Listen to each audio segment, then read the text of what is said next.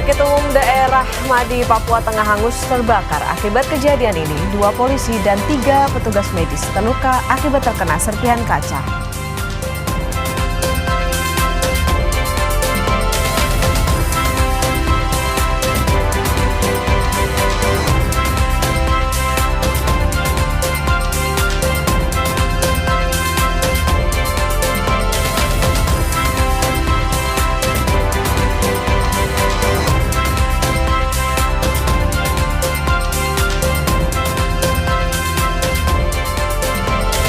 Meski sudah ada kesepakatan gencatan senjata, militer Iran tetap menyiapkan sistem peluncur rudal ganda yang mampu melipatkan eskalasi serangan.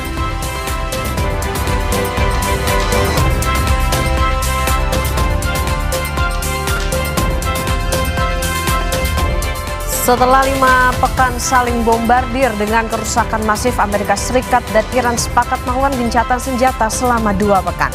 Jeda perang yang dimulai 10 April ini, apa dampaknya bagi dunia khususnya Indonesia? Bisakah Indonesia mengoptimalkan pasokan energi dalam 2 pekan? Apakah artinya ketidakpastian semakin mereda? Kita akan bahas dalam dialog pagi ini.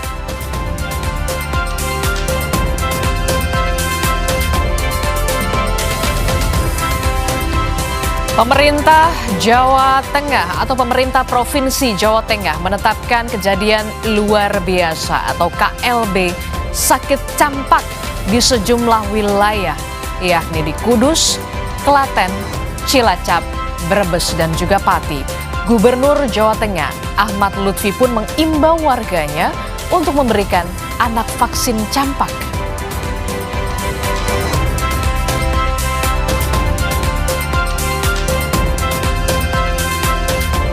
Rupiah dan market kompak menguat tipis setelah Amerika Serikat dan Iran sepakat untuk melakukan gencatan senjata selama 2 pekan. Apakah ketidakpastian ini sudah berakhir atau hanya tertunda? Kebijakan moneter dan fiskal apa yang bisa dioptimalkan selama jeda gencatan senjata? Kompas Bisnis nanti akan membahasnya.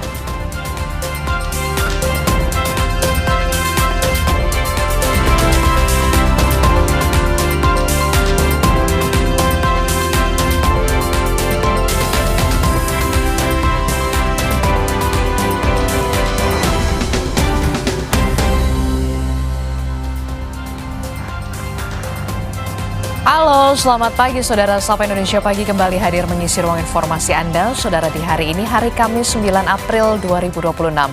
Bersama saya Adisti Larasati. Dan saya Putri Oktaviani. Tentunya sejumlah informasi akan kami hadirkan saudara. Di antara tadi soal bagaimana KLB campak maupun juga yang sekarang menjadi sorotan. Ini juga ada di halaman muka harian Kompas, Adisti.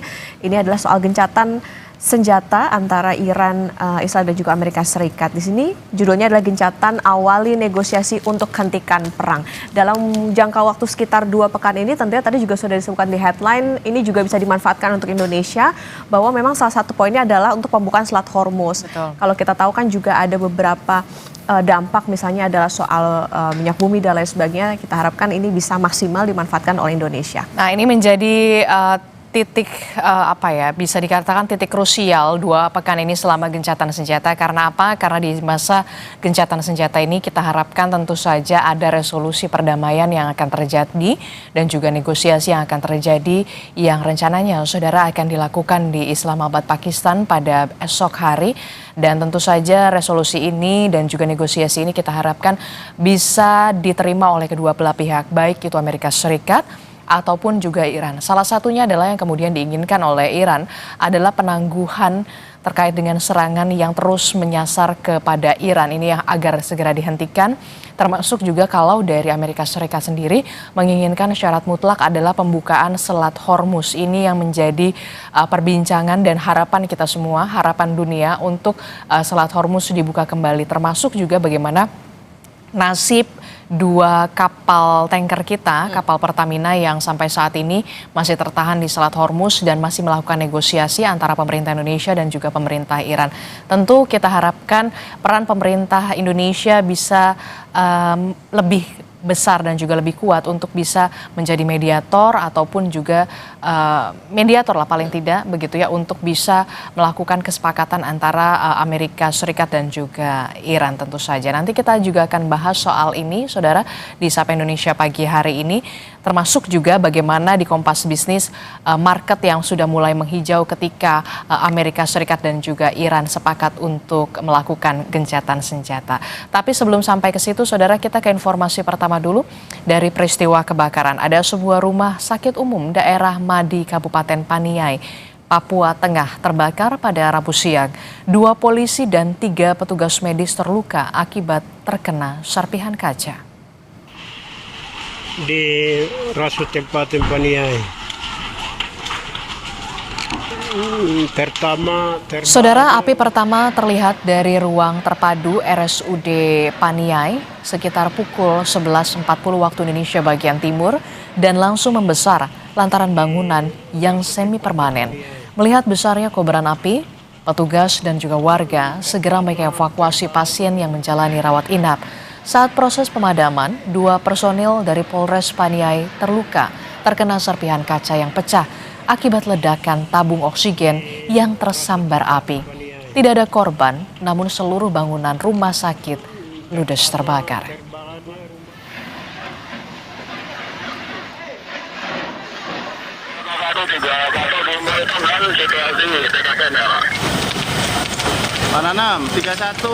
Kebakaran melanda gedung Satuan Reserse Kriminal Polres Metro Jakarta, saudara. Jakarta Barat, tepatnya di Jalan Daan Mogot, Pesing, Jakarta Barat. Kobaran api menghanguskan isi ruangan di lantai 2 gedung. 13 unit mobil pemadam beserta dengan 65 personil dikerahkan ke lokasi untuk memadamkan api. Hingga saat ini saudara, belum diketahui penyebab kebakaran.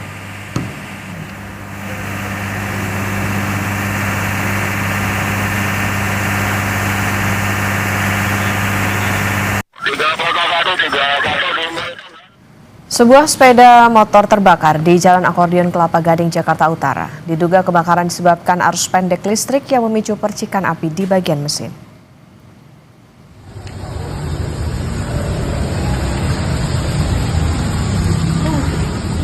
Api dengan cepat menghanguskan sebuah sepeda motor di Jalan Akordion Kelapa Gading Rabu sore. Warga menyebut motor terbakar saat pulang usai motor diperbaiki di bengkel.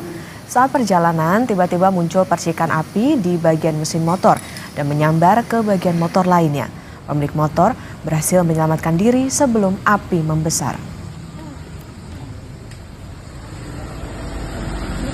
Air komperan bang, daripada kabel bang. Ini.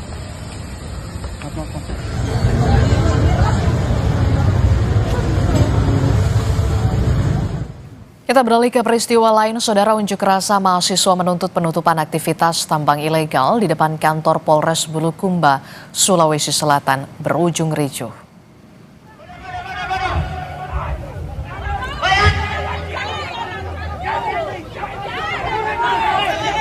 Massa dan juga polisi terlibat cekcok dan saling dorong dalam unjuk rasa di depan kantor Polres Bulukumba, Sulawesi Selatan. Kericuhan pecah saat mahasiswa dihadang polisi saat mendekati barisan untuk menyegel pintu kantor. 1 mahasiswa dilaporkan terkena pukulan dan 1 polisi mendapatkan kekerasan fisik. Massa menuntut polisi menutup semua aktivitas tambang ilegal, menangkap mafia BBM, serta penyebaran rokok ilegal.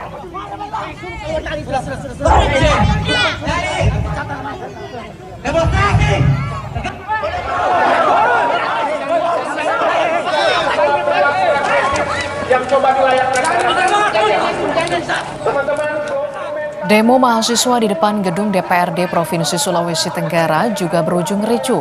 Saling dorong hingga nyaris adu jotos tidak terhindarkan antara massa dan polisi Pamung Praja yang berjaga.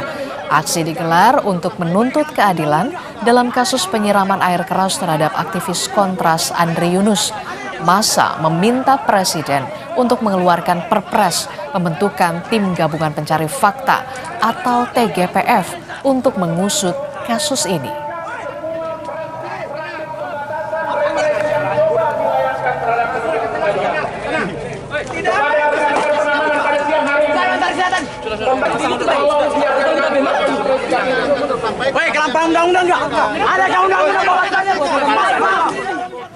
Informasi berikutnya saudara, seorang pedagang di kawasan Setiabudi Jakarta Selatan ditangkap Satpol PP karena menyerang petugas saat melakukan penertiban. Aksi ini kemudian viral di media sosial. Ini barang bukti mau nusuk anggota. Saya nggak pernah mau nusuk. Ini buktinya apa? Mau nusuk anggota kan? Ini mau nusuk anggota kan? Apa? Mau apa lagi? Pembelaan apa lagi? Pedagang ini mengamuk saat petugas Satpol PP menertibkan kawasan pejalan kaki dari aktivitas pedagang yang berjualan. Keributan terjadi karena pedagang disinyalir menyerang petugas dengan benda tajam. Namun aksi itu berhasil dicegah dan pedagang tersebut langsung diamankan petugas.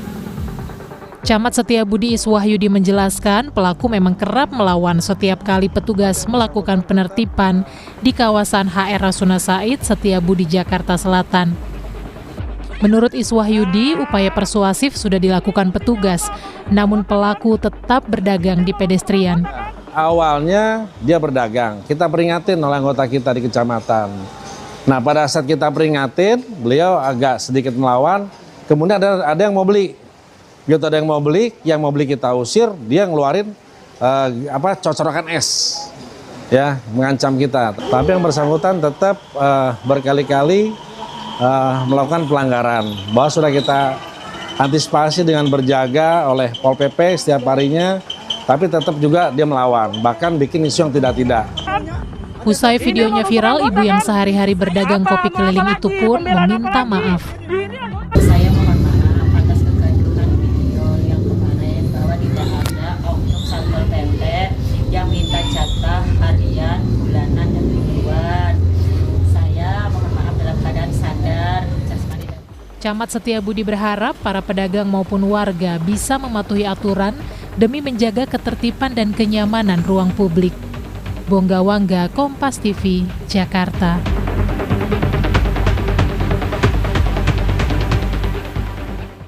Kita beralih ke informasi lain, saudara. Duka mendalam dirasakan para keluarga korban longsor di Sembahe, Sibolangit, Deli Serdang, Sumatera Utara. 5 orang meninggal dunia dalam bencana tersebut. Tangis keluarga pecah saat mengetahui kerabat mereka menjadi korban meninggal dalam bencana longsor di Desa Sembahe, Kecamatan Sibolangit.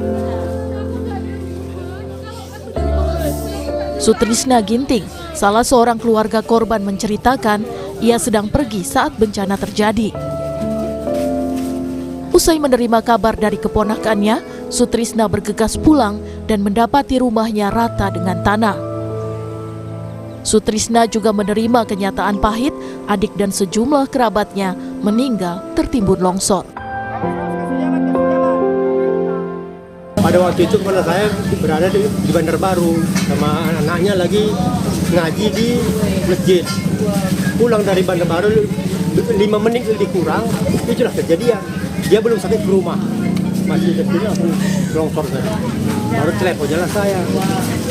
Siapa-siapa yang apa, aku bilang kakak kata bibi, kata dia kan manggil bibi, adik kandung saya. Longsor menerjang Desa Sembahe pada Selasa malam.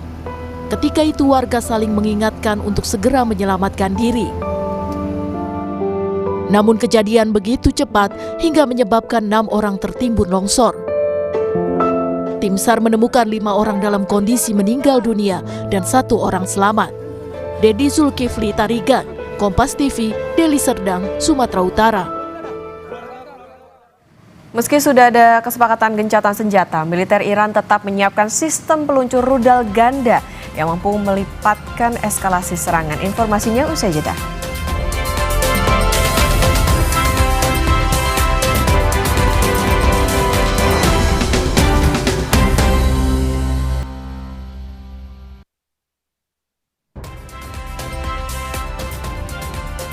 Terima kasih Anda masih bersama kami dalam Sapa Indonesia Pagi. Saudara, Koordinator Kontras Dimas Bagus Arya dan tim advokasi untuk demokrasi atau TAUD melaporkan kasus penyiraman air keras terhadap Andre Yunus ke Mabes Polri. Laporan ini diajukan dalam bentuk laporan tipe B atau laporan langsung dari korban yang diwakili taut. Menurut kuasa hukum Andri Yunus, ada 16 pelaku yang diduga merupakan warga sipil, saudara. Namun hingga kini tak ada informasi jelas tentang status mereka.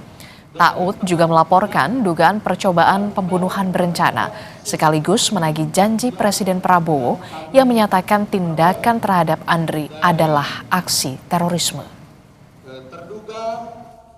Temuan investigasi kami ada 16 orang pelaku, dan 16 orang pelaku itu sampai saat ini dalam benak kami adalah warga sipil, karena sampai saat ini tidak ada informasi jelas dari Puspom TNI maupun Polda Metro Jaya mengenai status dari pelaku-pelaku tersebut. Dan kami melaporkan dengan dugaan tindak pidana percobaan pembunuhan berencana yang diatur pasal 459, Junto pasal 17, Junto pasal 20 KUHP. Dan juga kami ingin menagih janji Presiden Prabowo yang menyatakan ada tindakan terorisme dalam penyiraman air keras ke Andri Yunus.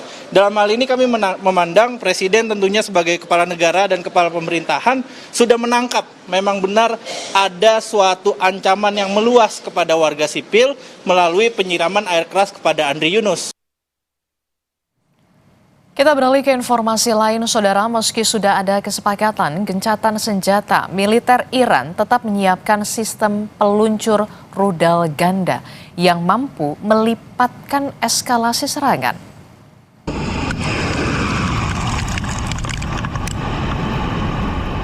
Selama ini Iran hanya menggunakan peluncur tunggal yang hanya membawa satu rudal. Peluncur ganda dapat menembakkan 2 rudal secara bersamaan atau secara berurutan dengan cepat sehingga secara signifikan meningkatkan daya tembak.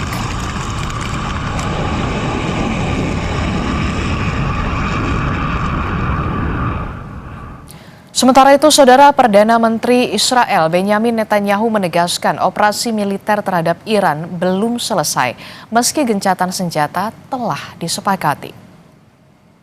این مذاکرات با بی‌اعتمادی کامل به طرف آمریکایی از روز Dalam pernyataannya, Perdana Menteri Israel Benyamin Netanyahu menyebut Israel telah meraih hasil besar, namun target operasi belum selesai dan akan dicapai lewat kesepakatan atau pertempuran.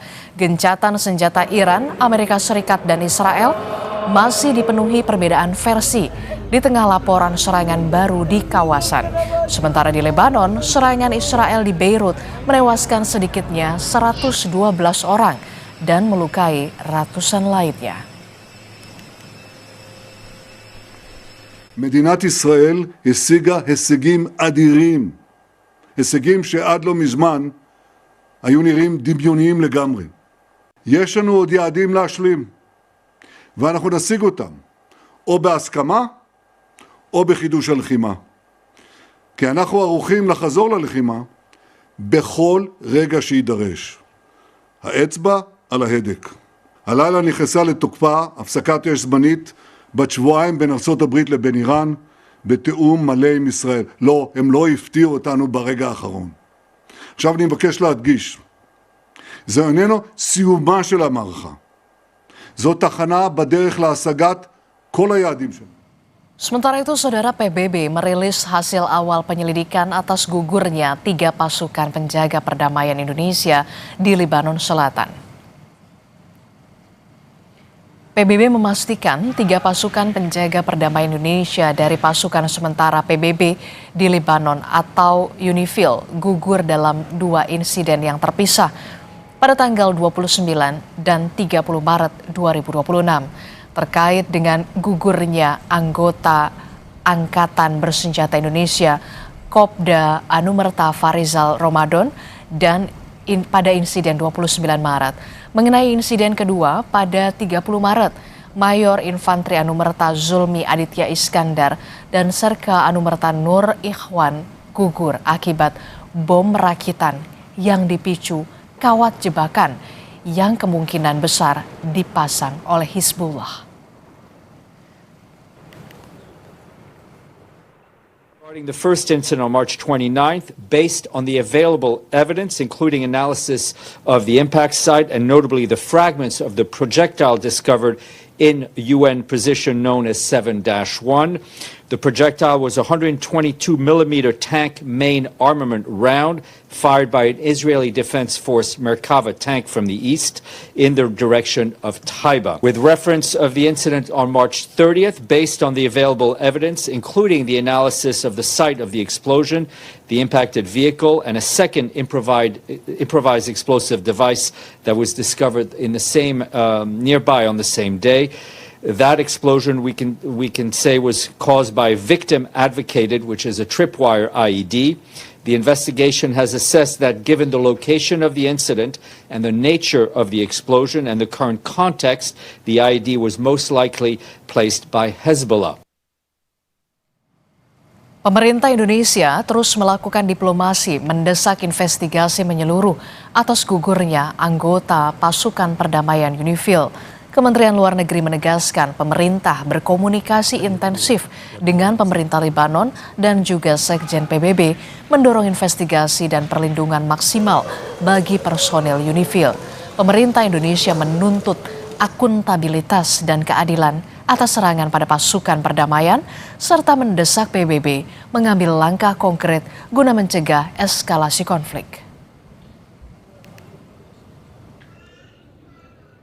Dan meminta agar PBB dapat menuntaskan investigasi secara menyeluruh. Pemerintah Indonesia dalam hal ini telah mendesak agar semua pihak terkait dapat menyelidiki dan juga mengadili para pelaku, serta memastikan akuntabilitas dan kejahatan yang terjadi terhadap personel pemelihara perdamaian. Dan kita juga mendukung agar UNIFIL dapat menyampaikan protes secara resmi kepada para pihak yang terkait.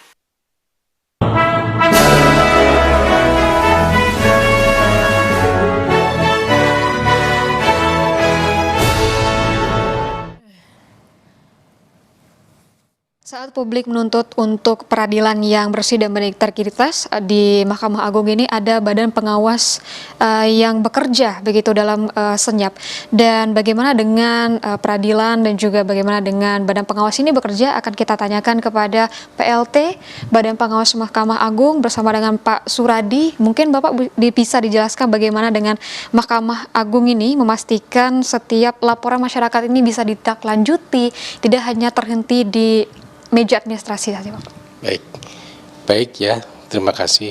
Jadi badan pengawasan itu mempunyai tugas, salah satunya adalah untuk menangani pengaduan dari masyarakat.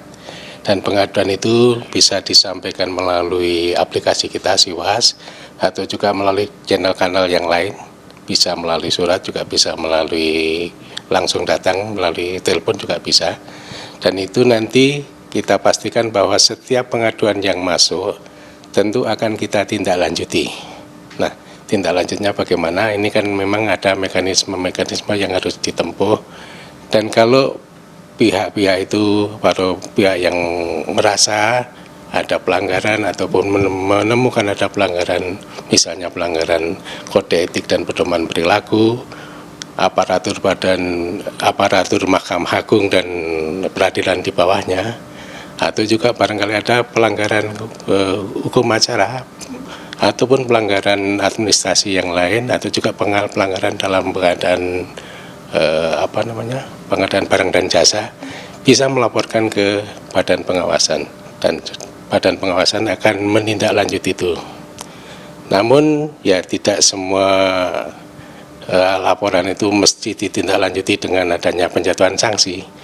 Dan badan pengawasan akan bertindak secara objektif, dalam hal ini adalah akan melalui prosedur yang baku di badan pengawasan dengan berdasarkan Perma nomor 9 tahun 2016. Itu pedoman yang kita pakai. Jadi kalau misalnya pengaduannya jelas, substansinya jelas, dan itu memang ada dugaan atau indikasi adalah pelanggaran kode etik maupun pelanggaran yang lain ataupun maladministrasi, sudah pasti badan pengawasan akan menindaklanjutinya dengan pemeriksaan. Namun kalau ada beberapa kasus yang memang menurut Perma nomor 216 itu tidak bisa ditindaklanjuti, itu kita tindak lanjutnya juga akan kita jawab. Kenapa kok ini tidak bisa ditindaklanjuti? Dalam arti ini adalah menjawab dari masyarakat. Itu sebenarnya pengaduan sudah kita tindak lanjuti dalam arti memang secara normatif tidak bisa ditindaklanjuti dan ini alasannya kita sampaikan kepada pelapor gitu ya. Kalau di sini ada disebutkan sistem dari whistleblowing gitu ya Pak ya, mungkin seberapa efektif Bapak sistem ini bisa diterapkan? Jadi kita juga banyak mendapat informasi dari whistleblower. Artinya itu kan justru sumber yang paling besar dari kita itu banyak yang di whistleblower untuk pelanggaran-pelanggaran terutama yang ada di dalam lembaga ya. Dan ini khusus kepada pelapor kita memberikan hak yang istimewa. Dalam hal ini kalau memang yang bersangkutan tidak ingin namanya diketahui, kita bisa rahasiakan. Dalam arti di aplikasi SIWAS itu nanti otomatis rahasianya namanya dirahasiakan. Begitu juga kalau yang bersangkutan andaikan pun anonim, bisa juga menulis anonim ya, jadi tidak diketahui siapa pelapornya. Namun kalau substansinya jelas dan didukung dengan data dukung yang memadai, tentu akan kita tindak lanjuti juga. Oke, baik. Terima kasih Bapak Suradi. Dan untuk itu saudara, upaya pengawasan ini memang menjadi fondasi begitu ya pada peradilan dan berharapnya untuk selamanya mekanisme pengawasan ini bisa terus berjalan dan harapan untuk keadilan yang bisa bersih dan tetap terjaga. Rahma Piliang, Roy Ilman, Kompas TV, Jakarta.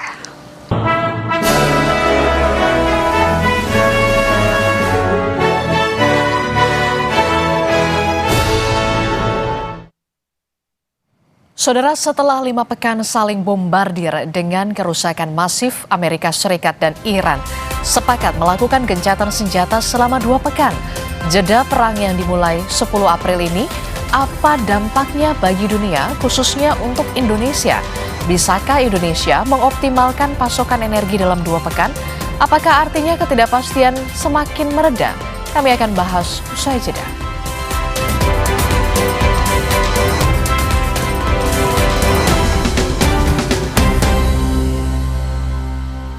Gurihnya kriminal.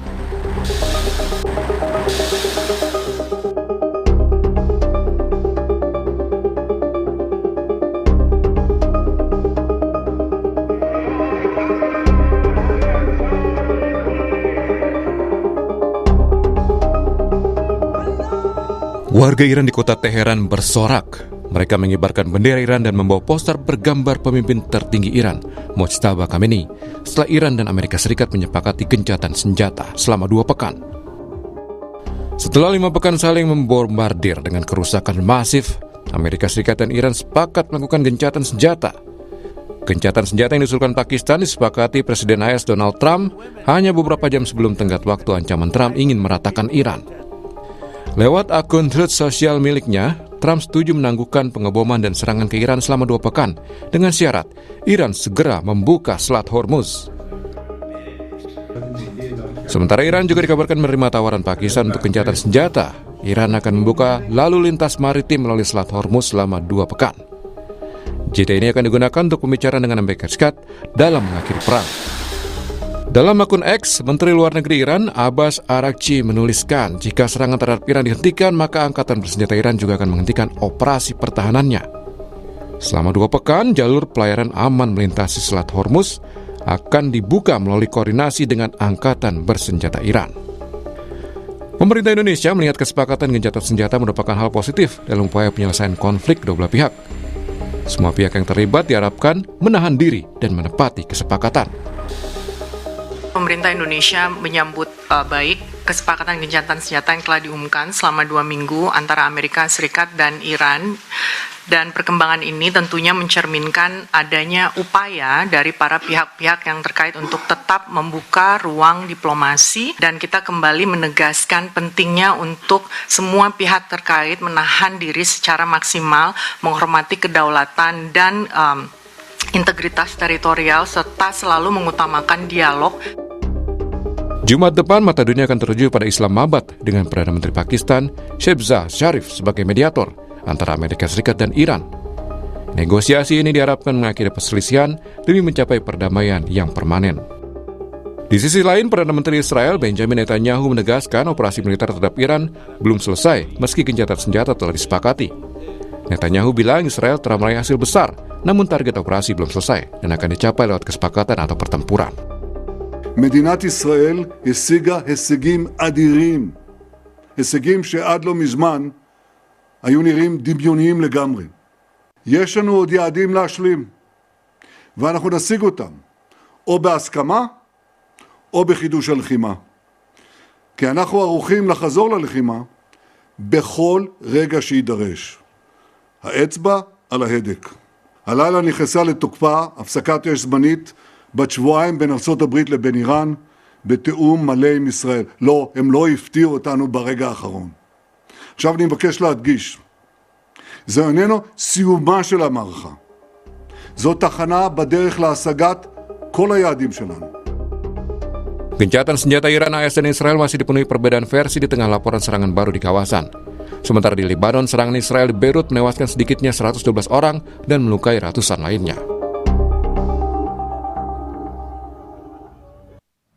Saudara, gencatan senjata bisa dimanfaatkan untuk membahas banyak negosiasi dari sisi politik hingga ekonomi. Salah satunya adalah pembukaan Selat Hormuz. Selain itu, apalagi yang bisa dibahas dan apakah kemudian gencatan senjata nantinya bisa benar-benar mengakhiri perang? Apa pula yang bisa dimanfaatkan Indonesia dalam 2 pekan ini? Kita akan ulas bersama dengan pakar ilmu hubungan internasional dari Presiden University, Pak Teguh Reza Shah, yang nanti akan bergabung kemudian melalui sambungan daring. Dan yang juga sudah hadir melalui sambungan daring ada ekonom dari Indef, ada Mas Abra Talatov. Selamat pagi, Assalamualaikum Mas Abra. Selamat pagi, waalaikumsalam Mbak Disti. Iya Mas Abra, ini kan kalau kita lihat ya, Amerika Serikat dan juga Iran sepakat untuk melakukan gencatan senjata. Dan pada hari Jumat besok direncanakan akan ada negosiasi di Islamabad, Pakistan. Apa yang bisa dimanfaatkan atau apa peran Indonesia yang bisa dilakukan dalam upaya negosiasi ini, termasuk juga soal pembukaan Selat Hormuz menurut Anda? Ya Mbak Disti, tentu kabar mengenai gencatan senjata Amerika dengan Iran kemarin tentunya memberikan nafas tambahan ya buat warga dunia. Ketegangan ini sedikit agak mereda ya, walaupun ini sangat dinamis. Ternyata kemarin harga minyak mentah langsung anjlok 15% Mbak, ke level $91 per barrel. Tapi dalam kurang dari 24 jam ya, karena Israel melakukan serangan ke Lebanon ya di 100 lokasi dalam hanya 10 menit, itu juga memicu reaksi dari Iran. Jadi meskipun kita sudah paham ya ada kesepakatan gencatan senjata ini, tetapi resiko gencatan senjata ini akan bisa tidak berlangsung ini juga besar gitu. Nah, artinya di sisi ini memang Indonesia perlu melihat kira-kira dalam jangka pendek ini peluang apa yang bisa kita ambil ya, khususnya ya yang menjadi prioritas pertama adalah mempercepat pemulangan 2 kapal tanker kita yang masih tertahan di Selat Hormuz. Kemudian juga karena ini harga minyak mentah dunia sedang anjlok, juga menjadi momentum juga untuk bisa mempercepat pengadaan ya tender untuk di bulan-bulan mendatang, karena harganya memang momentumnya lagi turun gitu Mbak. Jadi saya pikir ini lagi-lagi belum bisa menjamin adanya stabilitas energi global, tetapi kita berkejaran dengan waktu juga untuk bisa memenuhi pasokan di dalam negeri. Gitu Mbak Disti. Oke, terkait dengan ini, apakah juga akan serta-merta berdampak langsung pada stok minyak di dalam negeri kita? Iya, jadi kan kita sebetulnya menghadapi 2 tantangan utama. Pertama adalah resiko harga minyak yang terus melonjak, dan ini sama sekali tidak bisa kita kontrol. Pemerintah pun ya dalam skenario-nya di dalam APBN ya sudah memastikan harga BBM subsidi tidak akan dinaikkan sampai akhir tahun, tetapi dengan prasyarat harga minyak mentah ataupun ACP itu rata-ratanya sepanjang tahun di bawah $100. Artinya kan tetap resikonya itu masih ada. Belum lagi kita bicara variabel nilai tukar rupiah, kemudian juga kuota untuk BBM subsidi. Nah, artinya dampaknya memang masih cukup tinggi ya resikonya buat Indonesia. Yang kedua, isu besarnya adalah soal pasokan. Meskipun tadi harganya fluktuasi, tetapi memastikan agar kebutuhan konsumsi kita 1,6 juta barel per hari itu bisa dipasok dan pemerintah bisa memastikan stok BBM nasional itu bisa terus dijaga di atas 20 hari, itu juga menjadi PR besar. Ya, artinya kan seluruh negara sedang berlomba-lomba untuk memperebutkan ya sumber minyak mentah dan juga BBM yang terbatas. Jadi pastinya akan saling berebut dengan harga yang tinggi. Nah, ini juga tentunya saya melihat pemerintah melalui Dewan Energi Nasional juga harus terus memonitor hari demi hari, bahkan jam demi jam ya, stok BBM maupun LPG nasional. Jangan sampai nanti ketika terjadi situasi yang kritis, yaitu stoknya menipis, kemudian responnya terlambat. Karena di beberapa negara seperti di Filipina kan sudah mendeklarasikan krisis energi nasional, dan ketika ada deklarasi krisis energi tersebut juga pasti responnya akan berbeda. Nah, saya pikir pemerintah perlu memitigasi secara dini, Mbak. Jangan sampai terlambat ketika terjadi kekurangan stok nasional. Oke, harus ada langkah mitigasi yang cepat dilakukan oleh pemerintah. Jangan sampai di masa kritis kita terlambat begitu ya. Walaupun kita tahu ini merupakan awal yang baik soal gencatan senjata antara Amerika Serikat dan juga Iran. Saya ingin menyapa dulu Bapak, ada Pak Teguh Reza Shah. Pak Teguh, selamat pagi. Assalamualaikum Pak Teguh. Waalaikumsalam, selamat pagi. Iya, Pak Teguh, ini kan tadi kita membahas soal bagaimana gencatan senjata Amerika Serikat dan juga Iran. Informasinya akan ada negosiasi yang akan dilakukan di Islamabad, Pakistan, begitu ya. Apa yang kemudian bisa ditarik kesimpulan dari ini, begitu ya, soal negosiasi apa yang bisa dilakukan oleh Amerika Serikat dan juga Iran, dan kita tahu ini diprakarsai oleh negara Pakistan. Terima kasih. Pertama, inisiatif untuk negosiasi itu ada hal yang harus dihargai. Terlepas nanti berhasil atau tidak, kemudian berapa lama prosesnya. Tapi paling tidak, kedua negara ini sudah sadar kalau kalah jadi abu, menang jadi arang, dan dua-duanya sama merugi. Dan untuk itu wakil dari Iran itu adalah Ghalibaf, itu tokoh ketua DPR yang sangat terkenal, sangat dihormati. Kemudian dari Amerika Serikat adalah J.D. Vance, ini wakil presiden. Jadi mereka kira-kira setanding ya. Dan Amerika tampaknya memahami psikologi Iran. Mereka akan menolak, tidak bersemangat kalau bernegosiasi dengan orang-orang misalnya seperti Witkoff, kemudian juga Witkoff dan juga Kushner, itu warga negaranya ganda. Kemudian juga mereka beragama Yahudi. Jadi ini adalah hal-hal yang sangat sensitif. Kemudian Iran biasanya top negotiator mereka itu memahami kehidupan perkembangan keagamaan, memahami perkembangan iptek dan juga hafal Quran. Jadi tampaknya saya sangat berharap ini negosiasi akan berjalan. Paling tidak mereka sudah punya fondasi. Amerika Serikat sudah punya fondasi 10 items yang dia mau ajukan. Iran juga sama punya 10 item. Cuman dari 10 items ini mana yang akan digunakan untuk secepat mungkin mencapai konsensus. Karena ini kan perang ini bisa berdimensi perang regional dan juga perang dunia ketiga. Ini dikhawatirkan. Jadi masing-masing sedang akan melihat dari 10 items yang Iran unggulkan dan 10 items yang Amerika Serikat unggulkan, mana yang bisa dilakoni dulu begitu. Karena dalam tim negotiator ini orangnya luar biasa. Mungkin kita lihat 3 orang dari masing-masing negara, tapi di belakang itu mungkin ada deret tambah yang luar biasa. Mungkin mereka akan berbicara geopolitics, geoeconomics, atau geoculture, atau mau belum apa-apa fokus kepada Hormuz, atau belum apa-apa Iran mengatakan, oke, saya bisa bicara, hentikan dulu serangan. Kemudian Iran, mungkin Amerika Serikat mengatakan, hentikan juga dukungan Anda pada 3 hal. Ya, 3 hal itu adalah Hezbollah, Hamas, dan Houthi. Ini adalah hal-hal yang mungkin terjadi. Tapi bagaimanapun saya sangat berharap chief negotiator yang sangat senior ini bisa bekerja sama. Kemudian juga kita harus hati-hati. Amerika Serikat menggunakan 2 cara ini, cara bad cop dan good cop. Di Amerika Serikat itu mereka sangat menentang Donald Trump. Kemudian Donald Trump tampaknya terkesan, saya tahu tapi saya harus belajar lebih mendalam. Kemudian banyak kalangan lobi Yahudi mengatakan Anda kok tidak melibatkan kami. Jadi tampaknya Amerika Serikat menggunakan strategi bad cop dalam negeri, kemudian good cop pada saat kami bersama Anda. Dengan demikian harapannya adalah Iran berpikir sekaranglah saatnya kita sama-sama mencari jalan tengah, dan J.D. Vance ini adalah orang yang bisa kita percaya untuk jangka panjang. Karena Donald Trump ini kan beberapa hari terakhir konon sakit, kemudian juga dia konon akan kena pemakzulan, dan kalau sudah begitu kan J.D. Vance yang naik. Jadi untuk itu Amerika Serikat juga jago menempatkan J.D. Vance, dan semoga Iran tidak terpancing belum apa-apa menerima semua konsesi dari Amerika Serikat. Oke, kalau menurut Anda dari 10 poin yang kemudian diajukan oleh Iran dan 10 atau 15 poin yang diajukan oleh Amerika Serikat, mana yang kemudian poin-poin utama yang menurut Anda realistis, prioritas bisa dipenuhi kedua belah pihak? Syarat mutlaknya adalah pembukaan Selat Hormuz dan juga penghentian serangan Amerika Serikat terhadap Iran. Benarkah demikian? Betul, tepat sekali. Ini kan kita bicara geopolitics dan geoeconomics ya. Kalau Hormuz mungkin menjadi entry point, cuman tentunya Iran mengatakan kalau bicara Hormuz itu bicara kedaulatan saya, jangan Anda ganggu gugat. Kewenangan saya itu jelas secara misalnya Montevideo Convention, kewenangan saya jelas secara United Nations Convention on the Law of the Sea, kewenangan saya jelas menurut International Maritime Organization.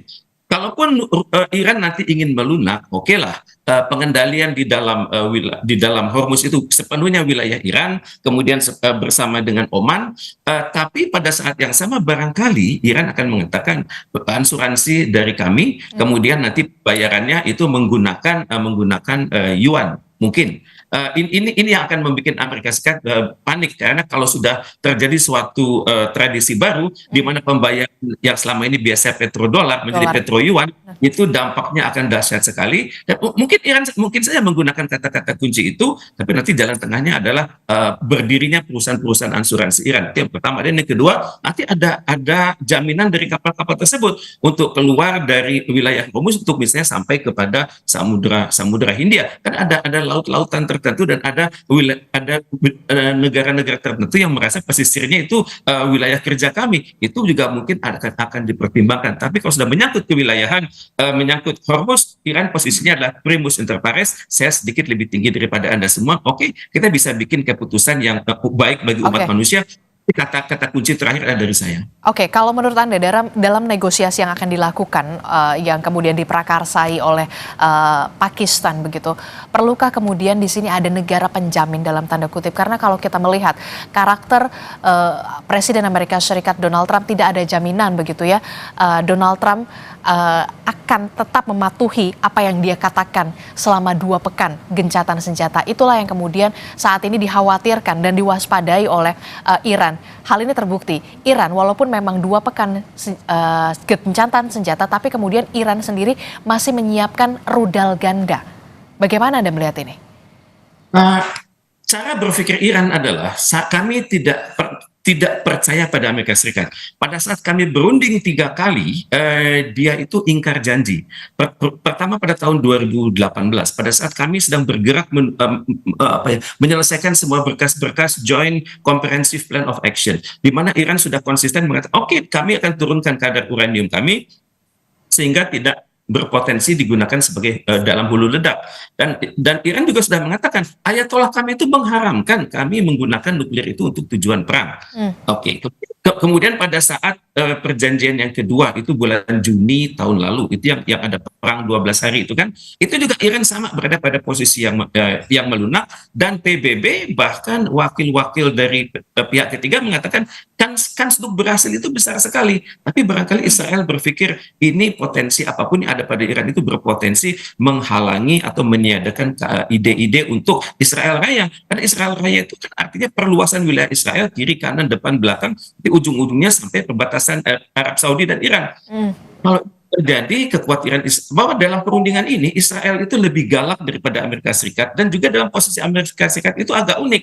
Dalam item pertama itu mengatakan adalah ceasefire between US dalam kurung and Israel and Iran. Jadi ini nggak jelas apakah Amerika Serikat berunding untuk Israel juga ataukah hanya sendiri.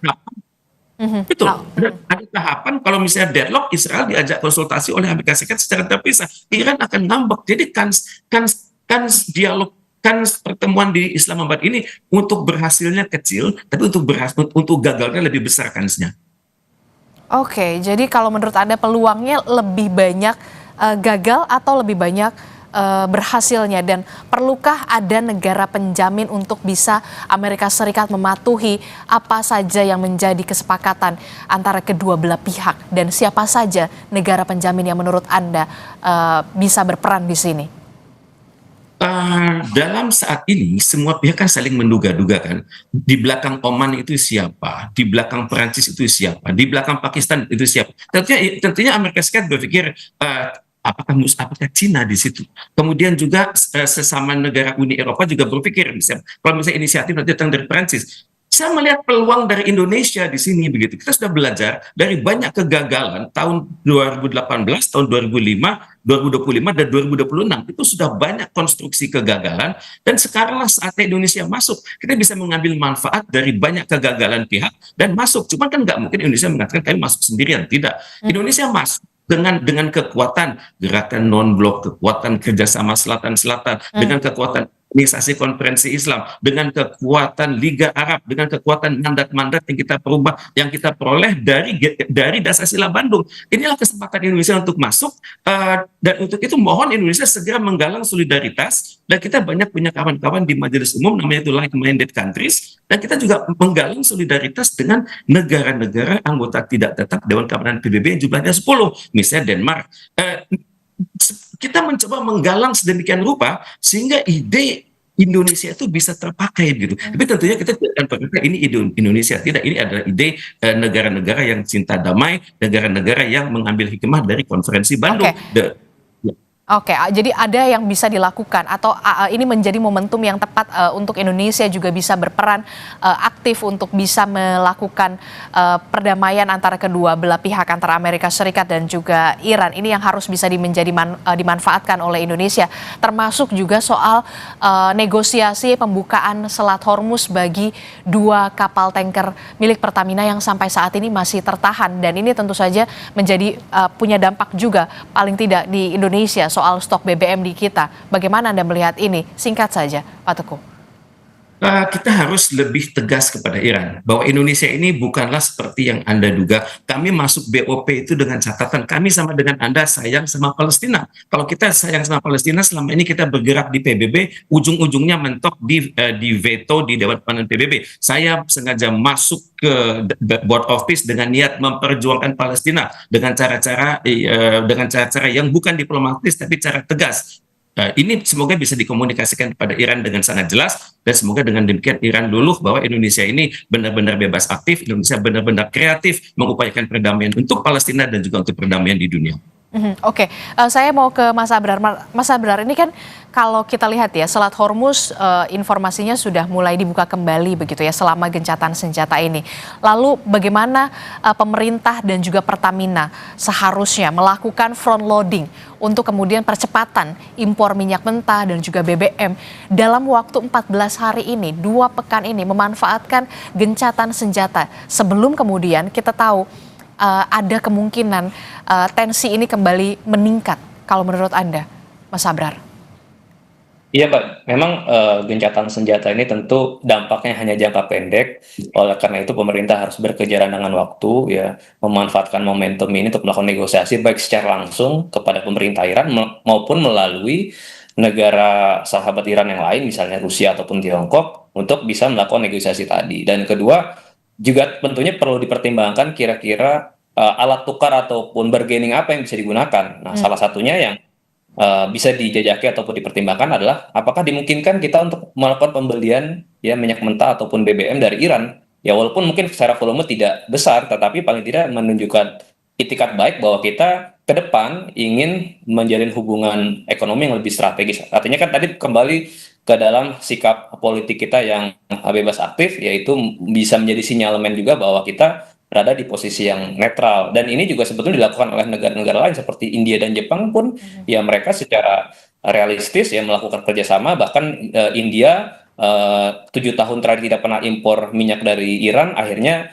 membuka ruang untuk melakukan importasi dari Iran. Jadi ya peluang-peluang tadi mungkin bisa dijajaki sebagai salah satu alat tawar kita untuk melakukan negosiasi agar kapal tanker kita masuk. Yang kedua adalah kebutuhan kita lagi-lagi untuk bisa menjamin stok BBM nasional ya ataupun stok energi nasional, karena pemerintah saat ini melalui Dewan Energi Nasional juga punya rencana untuk meningkatkan stok BBM menjadi cadangan penyangga energi atau CPE menjadi 30 hari. Itu kebutuhan untuk minyak mentahnya sekitar 34 juta barel. Artinya ada lonjakan kebutuhan pasokan dalam jangka pendek itu kan tidak mungkin bisa penuhi ya dengan kondisi normal. Gitu. Artinya percepatannya selain dari Timur Tengah juga dari wilayah non Timur Tengah. Apalagi ini kalau tadi Prof Reza juga menyampaikan masih ada resiko terjadinya ketegangan ke depan ya. Ketika nanti dikhawatirkan ya ketegangan masih berlanjut dan meluas, yang kita khawatirkan selain Selat Hormuz adalah Selat Bab al-Mandab. Ketika itu juga terjadi blokade, itu dampaknya bisa jauh lebih besar lagi karena kita juga punya kebutuhan impor melalui Selat Bab al-Mandab juga, dan juga bahkan ekspor impor untuk barang-barang yang lain gitu Mbak. Jadi lagi-lagi ini kita harus bisa ukur dampaknya terhadap stok BBM nasional dan juga utamanya terhadap beban fiskal kita. Karena pemerintah punya limitasi juga untuk bisa menyiapkan bantalan ketika terjadi tambahan subsidi dan kompensasi energi. Oke, selain juga menjaga bagaimana stok BBM nasional ini tetap aman, begitu yang kemudian menjadi perhatian kita bersama adalah dampak ekonomi juga. Karena kalau kita lihat ya, beberapa hari belakangan ini harga plastik naik. Kemudian harga kedelai yang menyebabkan ukuran tahu dan juga tempe harus diperkecil begitu ya, karena kedelai impor ini harganya juga sudah mulai naik begitu. Termasuk juga pupuk juga naik begitu. Apa dampak ekonomi yang kemudian bisa dirasakan langsung oleh masyarakat selain kenaikan harga ini? Dan apa yang langkah harus diantisipasi oleh pemerintah menurut Anda, Mas Abrar? Ya Mbak Disti, jadi kan pemerintah akhir Maret kemarin sudah memutuskan harga BBM baik subsidi maupun non subsidi itu tidak dilakukan koreksi harga tidak naik. Sebetulnya itu menjadi salah satu strategi juga untuk bisa menekan lonjakan inflasi, karena resiko inflasi dari komponen barang lain juga masih besar, terutama dari komoditas pangan. Kita tahu bahwa kebutuhan buat bahan baku pupuk kita juga masih banyak dari luar. Kemudian tadi untuk bahan baku industri juga mengalami tekanan ganda karena harganya naik. Yang kedua juga tekanan nilai tukar rupiah. Artinya memang pemerintah dengan ketersediaan fiskal yang terbatas ya harus memilih ya kira-kira intervensi mana yang paling tepat, efektif untuk tidak bisa tidak memicu inflasi yang jauh lebih tinggi. Karena Mas Abrar sensitif, dan tentu insentif lain ya, misalnya kemarin intervensi yang sudah dilakukan memastikan agar harga tiket pesawat tidak mengalami lonjakan secara drastis ya, walaupun tidak bisa dielakkan tetap akan ada kenaikan harga tiket, tetapi paling tidak ada tambahan. Oke, baik. Sepertinya sinyalnya kita bermasalah, Mas Abrar, tapi kemudian oke, baik. Ada insentif-insentif yang kemudian kita tahu diberikan oleh pemerintah selain jadi baik, Mas Abrar. Baik. Kita akan coba kembali lagi nanti memperbaiki sambungan komunikasi bersama dengan Mas Abrar, karena tadi terputus-putus Mas, jadi informasinya tidak tersampaikan secara baik. Jadi insentif-insentif yang diberikan oleh pemerintah ini sudah tepat ya, termasuk juga adanya jaminan-jaminan penguatan ekonomi yang kemudian harus dilakukan oleh pemerintah, dalam hal ini adalah kepada kaum rentan ya, Mas Abrar. Baik, Mas Abrar, kami akan mencoba kembali memperbaiki, tapi kemudian saya mau ke Pak Teguh Reza Syah. Pak Teguh, kalau Anda melihat begitu ya, ini menjadi yang dinanti begitu untuk mencapai negosiasi untuk perdamaian antara Amerika Serikat dan juga Iran, termasuk juga Israel. Kita harapkan juga bisa bergabung begitu ya untuk bisa berdamai. Pertemuan negosiasi yang akan dilakukan oleh kedua negara, Amerika Serikat dan juga Iran yang diprakarsai oleh Pakistan. Kalau dari persentasenya, menurut Anda, presentasi kegagalan dan juga berhasil, berapa persentasenya, Pak Teguh? Ini sangat tergantung pada kualitas kepemimpinan ya. Kualitas kepemimpinan dari J.D. Vance dan juga Ghalibaf.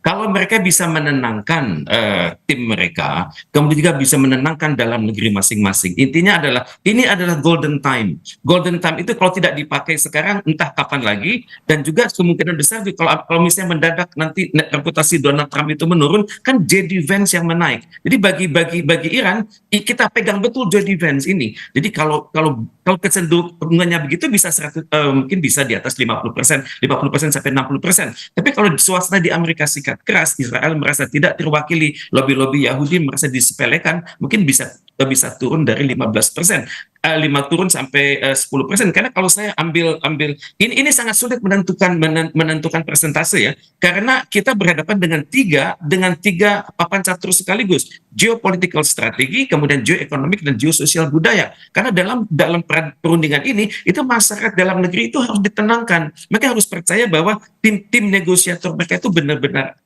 bahasa Arabnya itu fatonah, amanah, tablik, dan sidik, dan bisa membawa kemenangan bagi suatu Republik Islam Iran.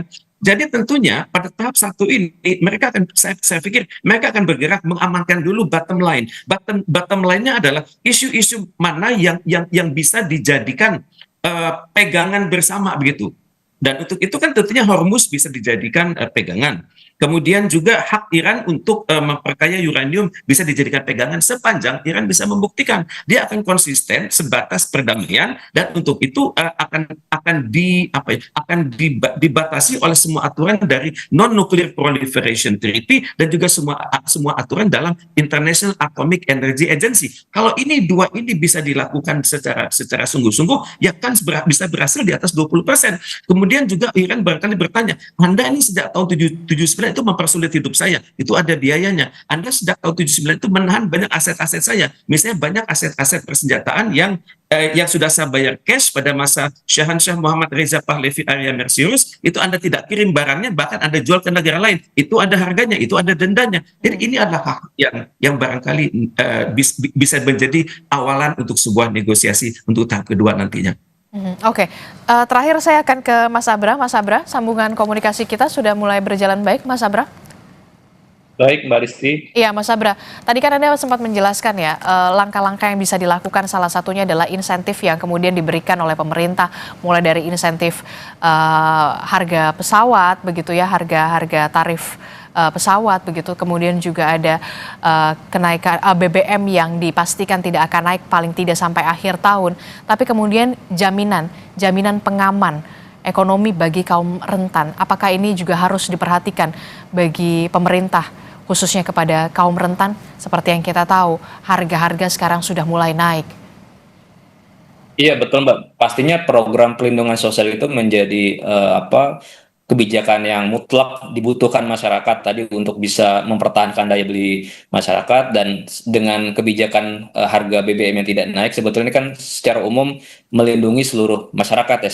Selama ini kita tahu bahwa BBM subsidi itu bukan hanya dinikmati oleh masyarakat bawah, tapi juga masyarakat menengah atas juga turut menikmati. Makanya memang tidak cukup bagi pemerintah hanya memberikan tambahan subsidi BBM, karena jangan sampai kebijakannya juga at any cost, berapapun biayanya akan dikorbankan gitu, karena pada akhirnya nanti juga punya resiko juga terhadap fiskal kita. Artinya ini harusnya menjadi momentum juga bagi pemerintah mengeksekusi reformasi BBM bersubsidi maupun LPG bersubsidi. Jadi harus tegas, harus bisa dieksekusi sehingga kuotanya juga bisa terus dikurangi, tidak jebol. Fiskal kita bisa direalokasi untuk kebutuhan belanja yang lebih produktif yang lain, termasuk tadi buat belanja sosial. Dan kedua, pemerintahan dalam tanda kutip sudah bakar uang ya tadi untuk bisa melindungi daya beli masyarakat, menambah belanja subsidi, itu juga harus terasa dampaknya terhadap ekonomi. Artinya apa? Nanti kita harapkan ya pertumbuhan ekonomi kita di kuartal 1 maupun kuartal 2 itu bisa lebih dari 5% sesuai dengan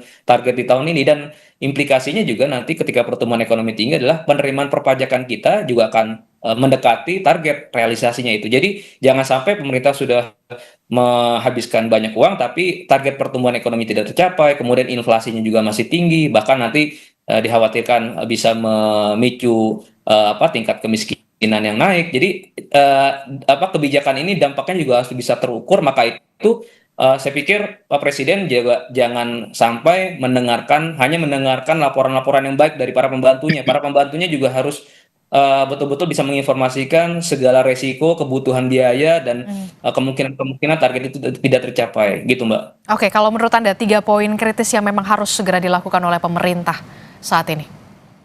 Ya, yang pertama adalah mempercepat reformasi subsidi energi. Itu menjadi hal yang mutlak. Kita selama ini tersandar dengan isu tersebut, karena dengan begitu kita bisa membantu APBN kita lebih sehat dan sustain. Yang kedua adalah bagaimana belanja kementerian lembaga ini lagi-lagi harus bisa diidentifikasi, disisir, yang betul-betul tidak urgent, yang tidak produktif, itu bisa dipangkas, sehingga bisa menjadi tambahan bantalan untuk subsidi maupun untuk belanja bantuan sosial. Yang terakhir adalah pemerintah juga harus transparan dan terbuka. Kapasitas fiskal ini punya limitasi, artinya sewaktu-waktu nanti kondisinya memang memburuk, harga minyak mentah itu di atas $100, rupiah kita tertekan, opsi paling akhir ketika pemerintah terpaksa menaikkan harga BBM subsidi, masyarakat sudah siap mental. Artinya jangan juga didinakbobokan, masyarakat dilenakan bahwa kondisinya baik-baik saja. Nanti ketika situasi kritis, kita semua gagap menghadapi itu semua, gitu Mbak. Oke, ada beberapa hal yang memang harus dilakukan oleh pemerintah Indonesia untuk bisa merespon dari perang di Timur Tengah ini, yang kita tahu, kita harapkan bisa melakukan perdamaian di negosiasi di Pakistan pada hari Jumat besok. Terima kasih Ekonom Indef Abra Talatov telah bergabung bersama kami, dan juga ada pakar ilmu hubungan internasional dari Presiden University, Pak Teguh Reza Shah. Selamat pagi Bapak-Bapak, Assalamualaikum, sehat selalu. Saudara, Presiden Prabowo Subianto mengumumkan biaya haji tahun ini turun 2 juta rupiah. Presiden juga memastikan Indonesia akan memberangkatkan jemaah haji tahun ini. Informasinya hadir sesaat lagi.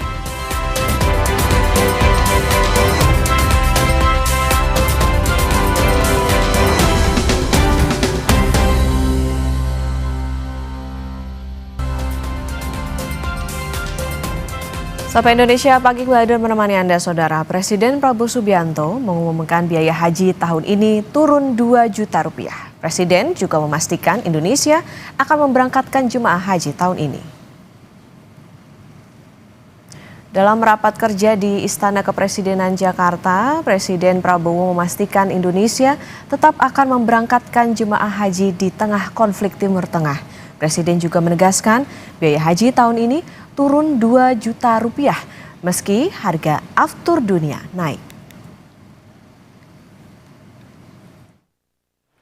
Kita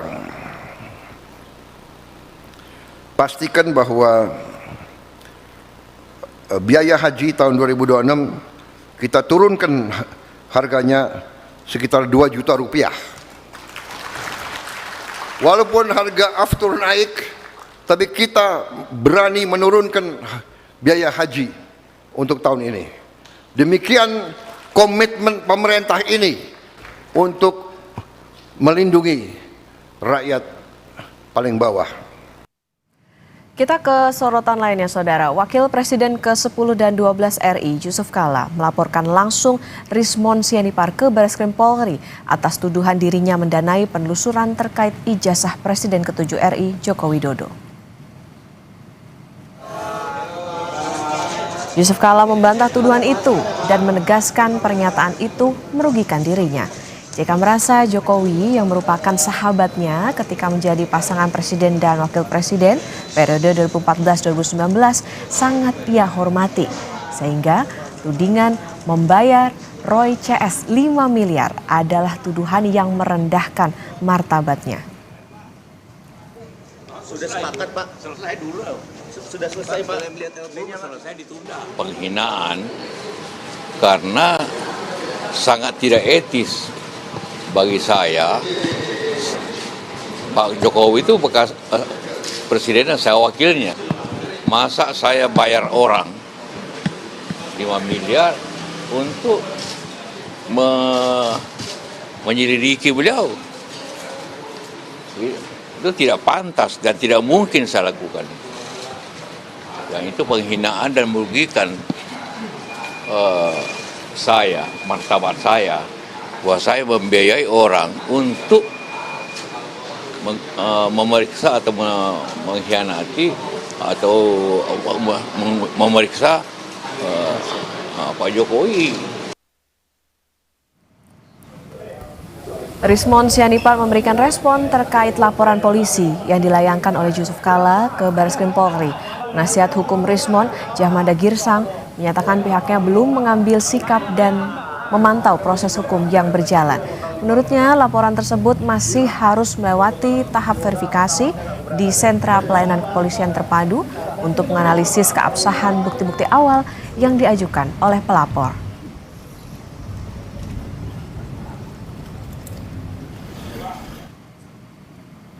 Melalui pesan yang diterima Kompas TV, penasihat hukum Rismon Sianipar Jahmada Girsang bilang, atas LP Pak JK, saya pikir biarkan saja dulu, kan tidak segampang itu membuat laporan. Nanti di SPKT diuji, analisa dulu bukti-bukti awal apa yang disodorkan pelapor.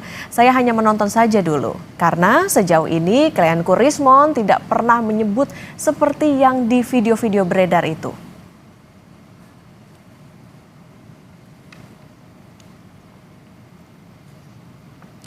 Wakil Presiden RI ke-10 dan ke-12 Yusuf Kalla bilang polemik terkait ijazah Jokowi sudah menimbulkan keresahan di masyarakat serta memicu perpecahan sosial. JK menilai polemik ini seharusnya dapat diselesaikan dengan cara sederhana, yaitu melalui pembuktian langsung.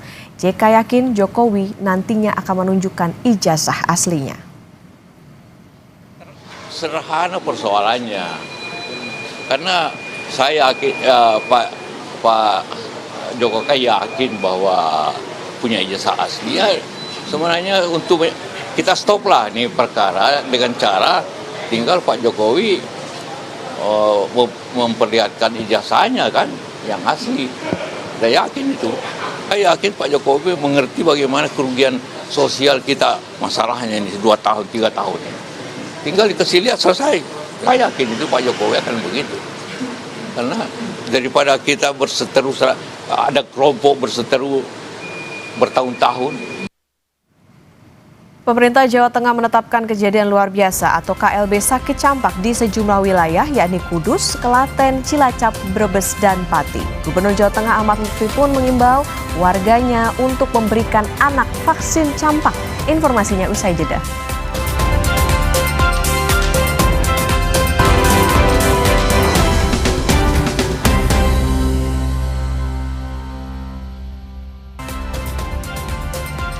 Saudara, Gubernur Jawa Tengah Ahmad Lutfi meninjau pelaksanaan vaksinasi campak di Puskesmas Klaten Tengah, Klaten.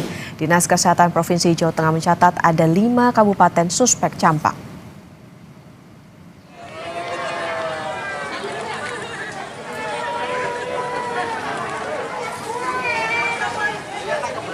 Kelima kabupaten itu antara lain Cilacap, Demak, Kudus, Karanganyar, dan Klaten.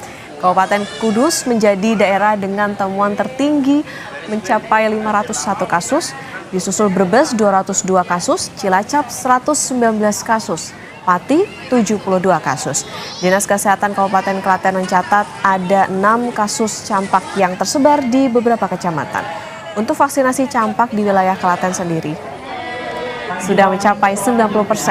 Gubernur Jawa Tengah Ahmad Lutfi mengimbau kepada warga yang mempunyai anak usia 9 bulan hingga 59 bulan untuk melakukan vaksinasi campak di puskesmas. Beberapa daerah kabupaten kota sudah kita lakukan deteksi dini, dari mulai Cilacap yang paling banyak, kemudian Kudus, kemudian di antaranya Klaten juga masuk.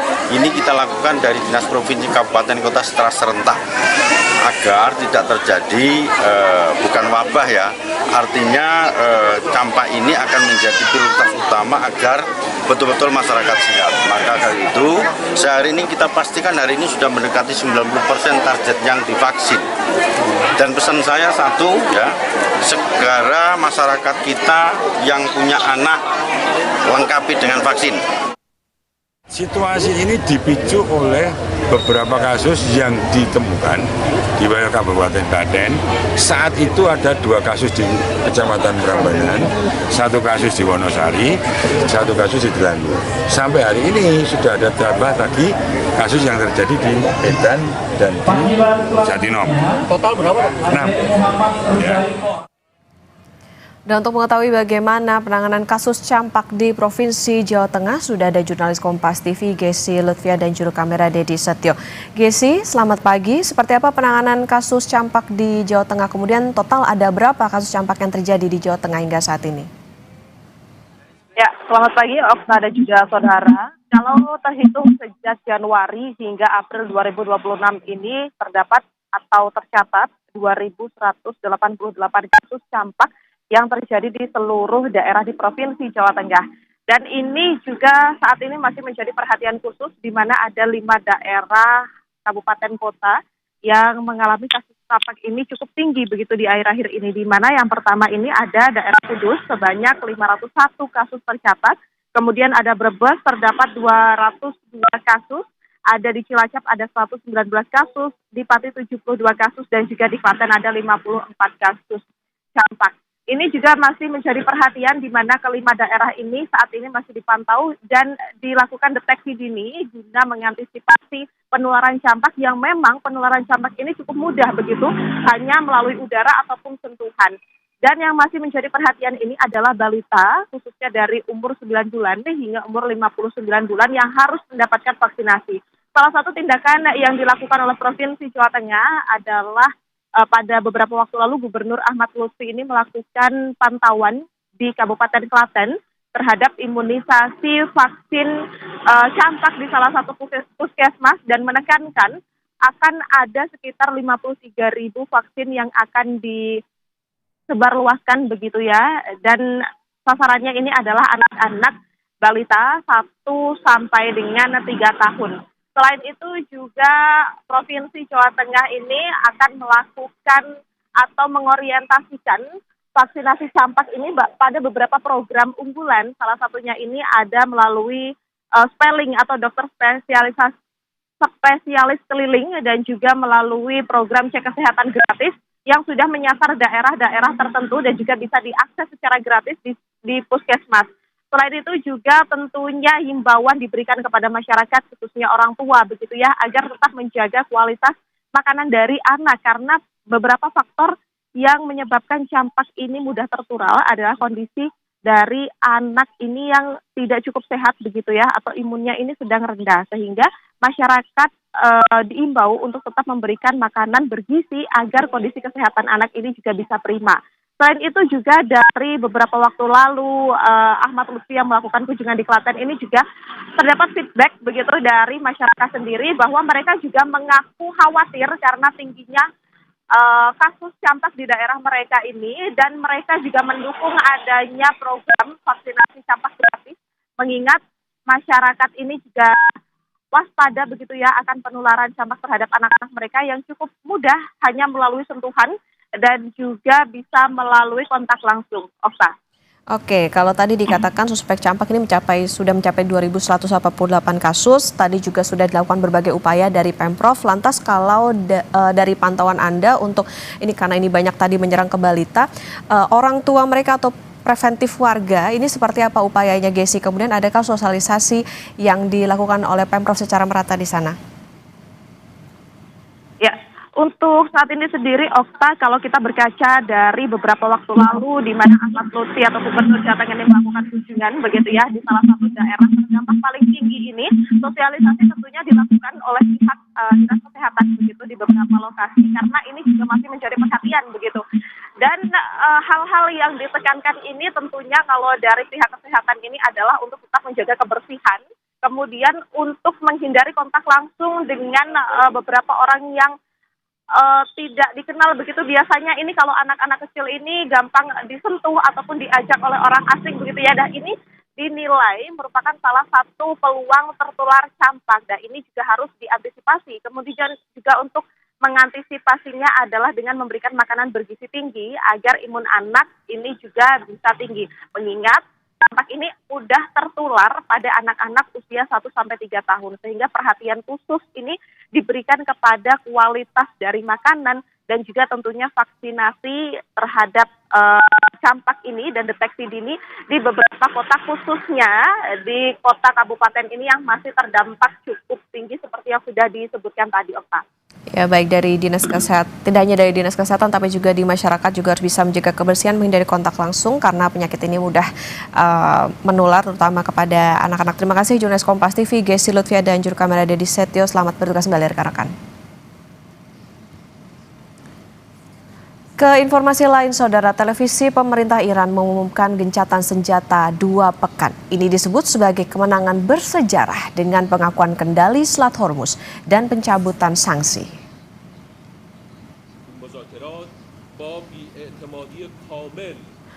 Perundingan gencatan senjata akan dimulai di Islamabad, Pakistan pada 10 April 2026 dengan durasi awal 2 minggu dan bisa diperpanjang jika disepakati kedua pihak.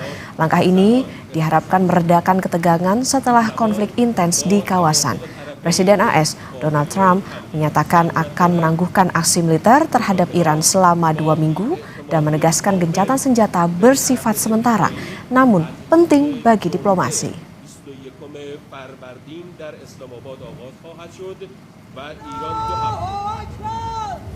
Ribuan orang turun ke jalan di kota Teheran Selasa malam waktu setempat setelah Iran dan Amerika Serikat menyepakati gencatan senjata selama 2 minggu untuk menghentikan perang. Orang-orang mengibarkan bendera Iran dan memegang poster pemimpin tertinggi Iran Mojtaba Khamenei menunjukkan tanda-tanda lega setelah berminggu-minggu konflik dengan AS dan Israel.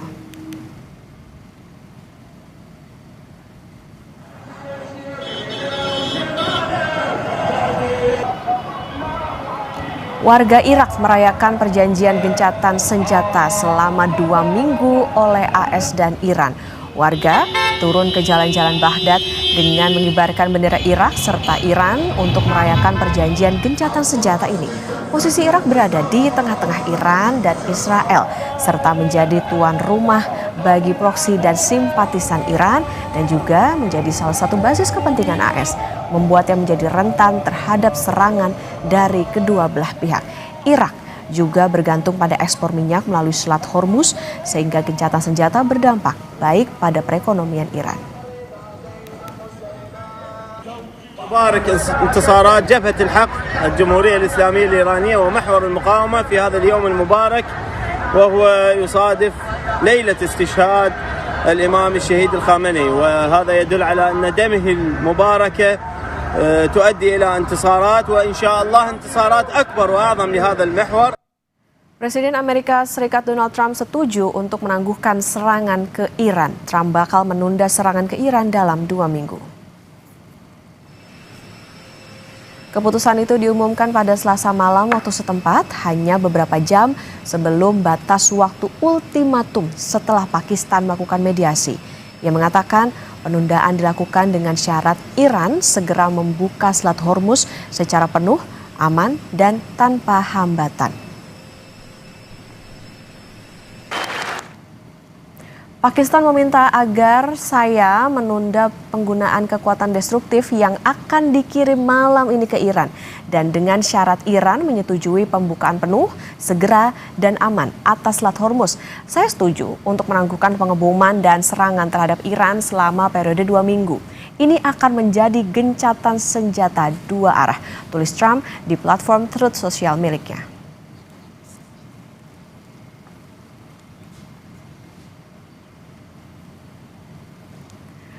Tetap bersama kami, Saudara. Sapa Indonesia Pagi akan kembali usai jeda.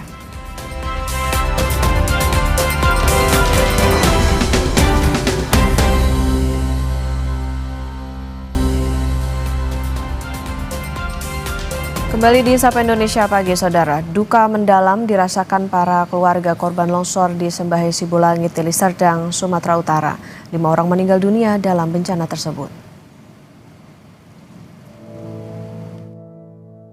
Tangis keluarga pecah saat mengetahui kerabat mereka menjadi korban meninggal dalam bencana longsor di Desa Sembahe, Kecamatan Sibolangit. Sutrisna Ginting, salah seorang keluarga korban, menceritakan ia sedang pergi saat bencana terjadi. Usai menerima kabar dari keponakannya, Sutrisna bergegas pulang dan mendapati rumahnya rata dengan tanah. Sutrisna juga menerima kenyataan pahit adik dan sejumlah kerabatnya meninggal tertimbun longsor. Pada waktu itu kepala saya berada di Bandar Baru sama anaknya lagi ngaji di masjid. Pulang dari Bandar Baru 5 menit lebih kurang, itulah kejadian. Dia belum sampai ke rumah, masih kecil langsung longsor saya. Baru telepon jalan saya. Siapa-siapa yang apa, aku bilang. Kakak kata Bibi, kata dia kan manggil Bibi, adik kandung saya. Longsor menerjang desa Sembahe pada Selasa malam. Ketika itu warga saling mengingatkan untuk segera menyelamatkan diri. Namun kejadian begitu cepat hingga menyebabkan 6 orang tertimbun longsor. Tim SAR menemukan 5 orang dalam kondisi meninggal dunia dan 1 orang selamat. Dedi Zulkifli Tarigan, Kompas TV, Deli Serdang, Sumatera Utara. Terdampak bencana angin puting beliung pada akhir bulan Maret lalu, 65 rumah di Kelurahan Gedawang, Banyumanik, Semarang mendapat bantuan dari pemerintah Kota Semarang. Selain memberikan bantuan perbaikan rumah, pemerintah juga memberikan bantuan sembako kepada warga yang terdampak. 65 rumah di wilayah Kelurahan Gedawang, Banyumanik, Semarang mengalami kerusakan sedang hingga parah saat terjadi bencana angin puting beliung pada akhir bulan Maret tahun 2026. Dinas Permukiman Kota Semarang langsung melakukan perbaikan atap rumah warga yang mengalami kerusakan. Selain bantuan perbaikan rumah dengan menggunakan anggaran tanggap darurat bencana, pemerintah juga menggandeng beberapa CSR untuk ikut membantu warga yang terdampak bencana. Wali Kota Semarang saat melakukan kunjungan di salah satu rumah yang masuk mengalami kerusakan mengaku akan memberikan bantuan perbaikan atap rumah yang mengalami kerusakan akibat bencana puting beliung. Selain bantuan perbaikan pada rumah, pemerintah Kota Semarang juga memberikan bantuan bahan pangan kepada warga yang terdampak. Terima kasih nomor 1 pada warga masyarakat yang guyup, rukun. Yang kedua kepada tim Pemkot yang gercep dan kepada keluarga yang tertimpa bencana. Kami sampaikan keprihatinan. Fenomena dari bencana ini yang disampaikan oleh BPBD nanti akan dilihat kembali penyebabnya karena baru kali ini Kelurahan Gedawang kena angin puting beliung. Mengapa dan bagaimana itu bisa terjadi nanti akan terjawab ketika sudah dilakukan kajian. Kepala BPBD Kota Semarang menambahkan pada awal Januari hingga Maret tahun 2026, kejadian bencana angin puting beliung telah mengakibatkan 1 orang korban meninggal dunia dan ada 140 rumah alami kerusakan di beberapa wilayah Kota Semarang. Hanya memang cukup dirasakan karena hampir 65 rumah hunian ini atapnya kebanyakan rusak. Dan saat kami datang melakukan asesmen ya memang kerusakannya rata-rata di atap ya, hampir kerusakan 80%. Ini merupakan hal yang baru bagi BPBD karena Kelurahan Gedawang dalam catatan kami ini tidak pernah terjadi angin puting beliung. Diharapkan dengan adanya pemberian bantuan perbaikan rumah pada warga yang terdampak bencana dapat memberikan manfaat bagi masyarakat. Pasalnya, ada beberapa rumah yang saat ini masih belum tersentuh perbaikan dengan kondisi rumah masih alami kerusakan pada bagian atap. Heri Widodo, Kompas TV Semarang, Jawa Tengah. Saudara, teknologi kecerdasan buatan atau AI kini bertransformasi menjadi solusi nyata untuk mempermudah hidup jutaan orang di Asia Tenggara. Melalui berbagai inovasi cerdas, aktivitas harian kini dapat dilakukan dengan jauh lebih praktis dan efisien dalam satu ekosistem digital. Pemanfaatan teknologi pintar kini menjadi kunci utama dalam memberikan bantuan nyata bagi mobilitas masyarakat di kawasan Asia Tenggara. Semangat inilah yang mendasari perhelatan GrabX 2026 dengan memperkenalkan 13 fitur berbasis AI yang dirancang sebagai panduan cerdas sehari-hari guna memberikan kemudahan akses layanan yang lebih terjangkau bagi semua lapisan masyarakat.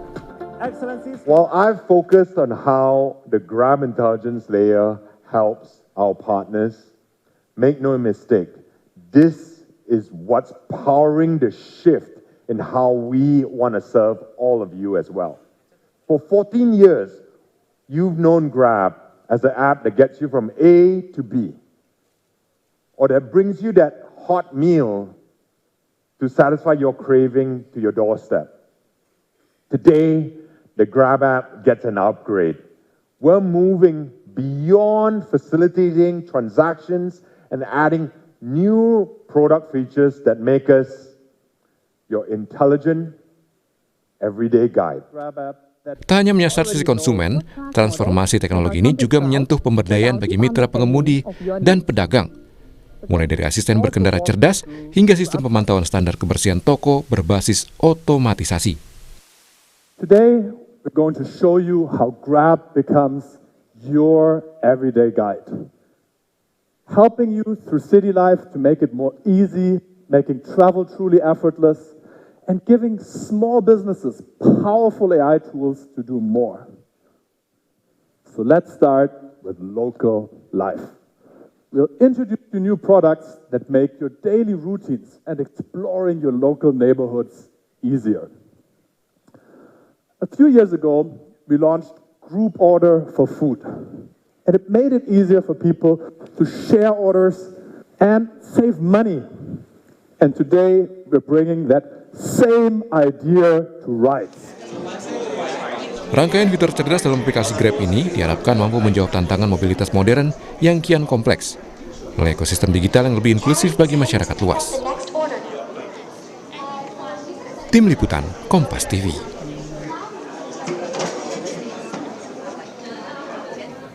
Rupiah dan market kompak menguat tipis setelah Amerika Serikat dan Iran sepakat untuk melakukan gencatan senjata selama 2 pekan. Apakah ketidakpastian ini sudah berakhir atau hanya tertunda? Kebijakan moneter dan fiskal apa yang bisa dioptimalkan selama jeda gencatan senjata? Usai jeda, Kompas Bisnis akan membahasnya bersama Yan Rahman.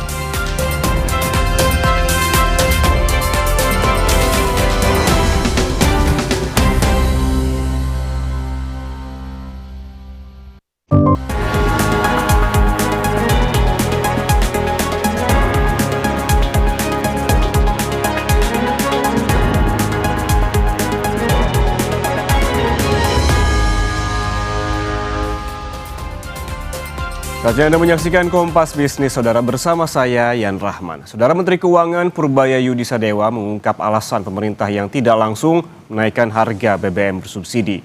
Menteri Keuangan bilang pemerintah mempertimbangkan beban hidup rakyat yang akan terdampak jika harga BBM dinaikkan. Pemerintah mempertimbangkan kemungkinan turunnya daya beli masyarakat sehingga memilih tidak langsung menaikkan harga BBM bersubsidi di tengah gejolak perang di Timur Tengah. Purbaya bilang menaikkan harga BBM sama saja dengan memindahkan uang rakyat ke pemerintah, namun bakal membuat aktivitas ekonomi melambat. Sebelumnya, usai rapat di Menko Perekonomian, pemerintah memutuskan tidak menaikkan harga BBM bersubsidi hingga akhir tahun 2026.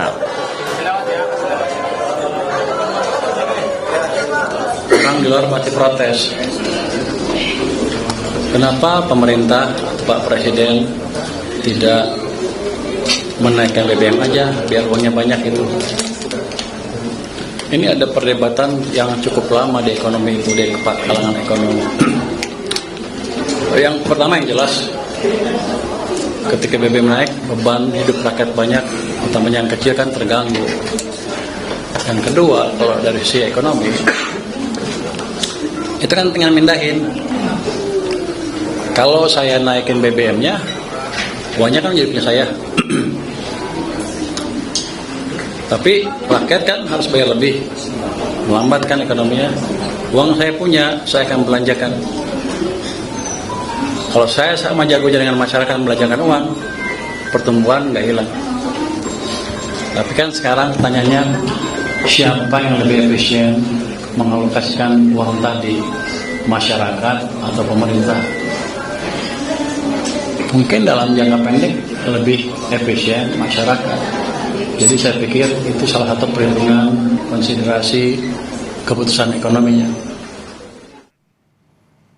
Saudara, Amerika Serikat dan Iran memutuskan untuk melakukan gencatan senjata selama 2 pekan. Keputusan ini diproyeksikan berdampak pada pergerakan nilai tukar rupiah. Rupiah dan market tanah air langsung merespons keputusan gencatan senjata antara Amerika Serikat dan Iran. Rupiah baik dari Gisdor Bank Indonesia dan juga pasar spot kompak menguat tipis. Sebelumnya keputusan gencatan senjata diumumkan pada Selasa malam waktu setempat, hanya beberapa jam sebelum batas waktu ultimatum setelah Pakistan melakukan mediasi. Presiden Amerika Serikat Donald Trump bilang penundaan dilakukan dengan syarat Iran segera membuka Selat Hormuz secara penuh, aman, dan tanpa hambatan. Kita lihat data dari Gisdor Bank Indonesia selama sepekan terakhir, saudara, ini menunjukkan rupiah dalam tren pelemahan di atas level psikologis 17.000. Dari tanggal 1 April, rupiah di 17.002 per dolar Amerika Serikat, melemah tipis ke 17.015 pada 2 April. Kemudian kembali tertekan ke level 17.037 pada penutupan 6 April dan tak kuat membendung tekanan ke level 17.092 dan kembali menguat tipis ke level 17.009 pada penutupan perdagangan Rabu kemarin.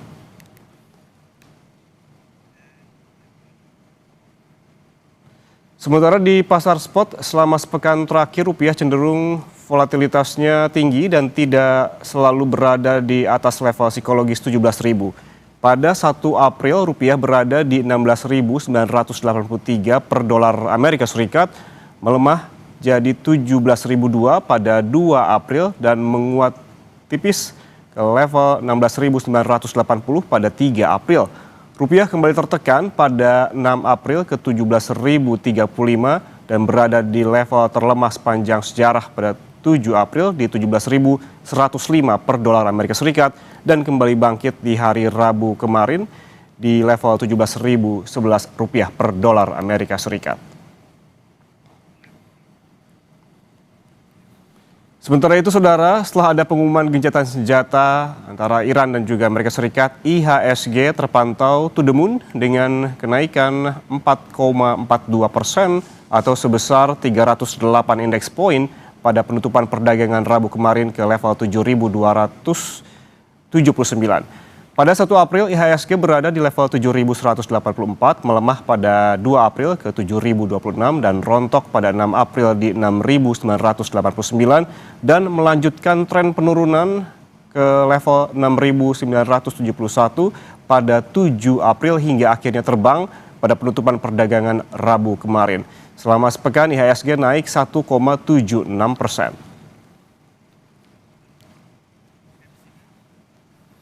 Ya, saudara, setelah Amerika Serikat dan Iran sepakat untuk melakukan gencatan senjata selama 2 pekan, rupiah dan market kompak menguat tipis. Apakah ketidakpastian ini sudah berakhir atau hanya tertunda? Kebijakan moneter dan fiskal apa yang bisa dioptimalkan selama jeda gencatan senjata? Kita tanya kepada Kepala Ekonom Bank Permata, Joshua Pardede. Mas Joshua, selamat pagi. Selamat pagi, Mas Ian. Mas Joshua, kita lihat bagaimana kondisi geopolitik akhir-akhir ini, dan ini juga ada pasca pengumuman gencatan senjata antara Iran dan juga Amerika Serikat. Ini kalau kita melihat di dalam negeri, rupiah langsung responsnya ini menguat. Tetapi apakah Anda melihat ketidakpastian ini berakhir atau justru jangan-jangan ini cuma tertunda? Ya, saya khawatirnya memang kita perlu mencermati bahwa kesepakatan dari ceasefire ini ataupun gencatan senjata ini memang memberikan kelegaan ya, yang jangka pendek, tapi memang belum tentu juga ataupun belum pasti mengubah arah dari risiko ekonomi. Karena kalau kita melihat memang responnya cukup positif ya, tadi harga minyak langsung jatuh di bawah $100 per barel, lalu juga indeks saham juga langsung menguat, imbal hasil dari obligasi juga turun, dan juga dolar pun juga ikut melemah ya. Namun kembali lagi ini memang mencerminkan bahwa risiko dari gangguan pasokan energi ini cenderung mereda ya, dan juga memang ada tekanan inflasi yang juga akan mereda, dan ini juga akan disambut juga dengan ekspektasi dari pelaku pasar di mana penurunan suku bunga pun juga makin lebih terbuka ya, khususnya di Amerika Serikat. Namun kembali lagi kalau kita melihat dari sisi Indonesia, ini memang gencatan senjata ini memang memberikan bantalan sementara ya, karena ini bukan perbaikan yang fundamental ya, karena secara mekanisme penurunan harga minyak dalam jangka pendek memang akan membantu ya untuk menurunkan tekanan impor energi dan juga tadi mengurangi lonjakan subsidi energi. Tapi kembali lagi dari sisi struktur impor kita itu kan memang cukup sensitif ya dari sisi APBN kita. Ini bisa kita bilang sangat sensitif terhadap harga minyak dan juga nilai tukar. Dan kalau kita lihat sendiri dalam kondisi saat ini saja ya, di mana harga minyak mentah sudah rata-rata di kisaran $80 per barel, dan juga nilai tukar rupiah pun juga sudah di kisaran 16.800-an ya, 16.875, itu pun juga sudah memberikan tambahan beban fiskal buat pemerintah gitu ya, sehingga tentunya ini tidak menghilangkan ketidakpastian tentunya, tapi ini saya pikir kita perlu mencermati lagi, pemerintah pun juga perlu memitigasi lagi gangguan-gangguan khususnya dari sisi pasokan bahan baku ya. Mungkin dari sisi energinya ini mungkin minyaknya sudah mulai mereda, tapi juga yang perlu dikhawatirkan kalau kita lihat di sini harga pupuk bisa meningkat, lalu juga packaging ya, ini harga plastik pun juga akan bisa meningkat, sehingga ini akan mempengaruhi juga dari sisi industrinya ya. Memang kalau kita melihat dari sisi sampai dengan saat ini harga-harga tingkat konsumen memang belum meningkat ya, tapi kalau kita melihat dari sisi para pelaku usaha, para bisnis ini sudah mulai merasakan ya peningkatan dari biaya ongkos produksi karena tadi bahan bakunya sudah mulai meningkat. Oke, ini tidak menghilangkan ketidakpastian. Tadi meskipun kondisinya saat ini memang bisa dibilang kabar baik begitu. Ada gencatan selama 2 pekan di mana ada harga minyak turun, juga yield obligasi turun, dolar melemah, artinya juga rupiah menguat walaupun tipis. Kalau kita lihat di pasar spot kemarin, ini Mas Joshua, rupiah kan sempat menguat berada di bawah 17.000 saat transaksi harian ataupun intraday, dan kembali ditutup di level 17 ribuan. Apakah artinya ini katalisnya bukan hanya soal geopolitik dan ada hal lainnya begitu? Ya, saya pikir pelaku pasar pun juga mungkin merespon ya. Kemarin Bank Indonesia juga merilis cadangan devisa bulan Maret yang kembali lagi turun ya, cukup signifikan ya, turun dari 151,9 miliar di bulan Februari, turun menjadi 148,2 miliar US dollar, jadi turun sekitar 3,7 miliar US dollar.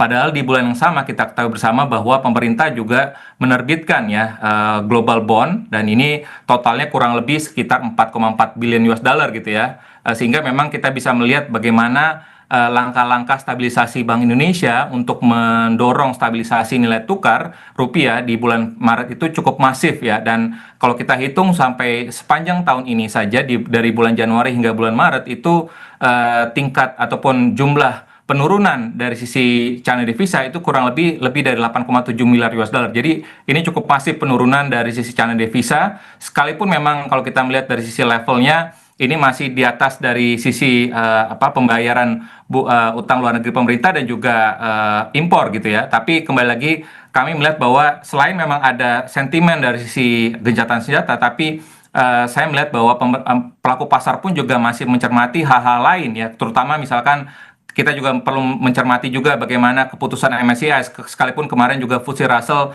mengafirmasi kembali lagi Indonesia masih dalam emerging market gitu ya, tapi dan juga beberapa concern lainnya yang mungkin harus di take note oleh pemerintah terkait dengan bagaimana kesinambungan fiskal ya, yang juga yang di-assess oleh lembaga rating internasional ya, baik itu Fitch dan juga Moody's, dan juga berikutnya pun juga S&P kemungkinan besar pun juga akan berpotensi untuk menurunkan outlook rating Indonesia, sehingga ini menjadi salah satu faktor yang mungkin membatasi penguatan rupiah lebih lanjut, dan bahkan yang seperti tadi disampaikan bahwa di pasar spot pun juga rupiah kembali lagi ditutup di atas 17.000.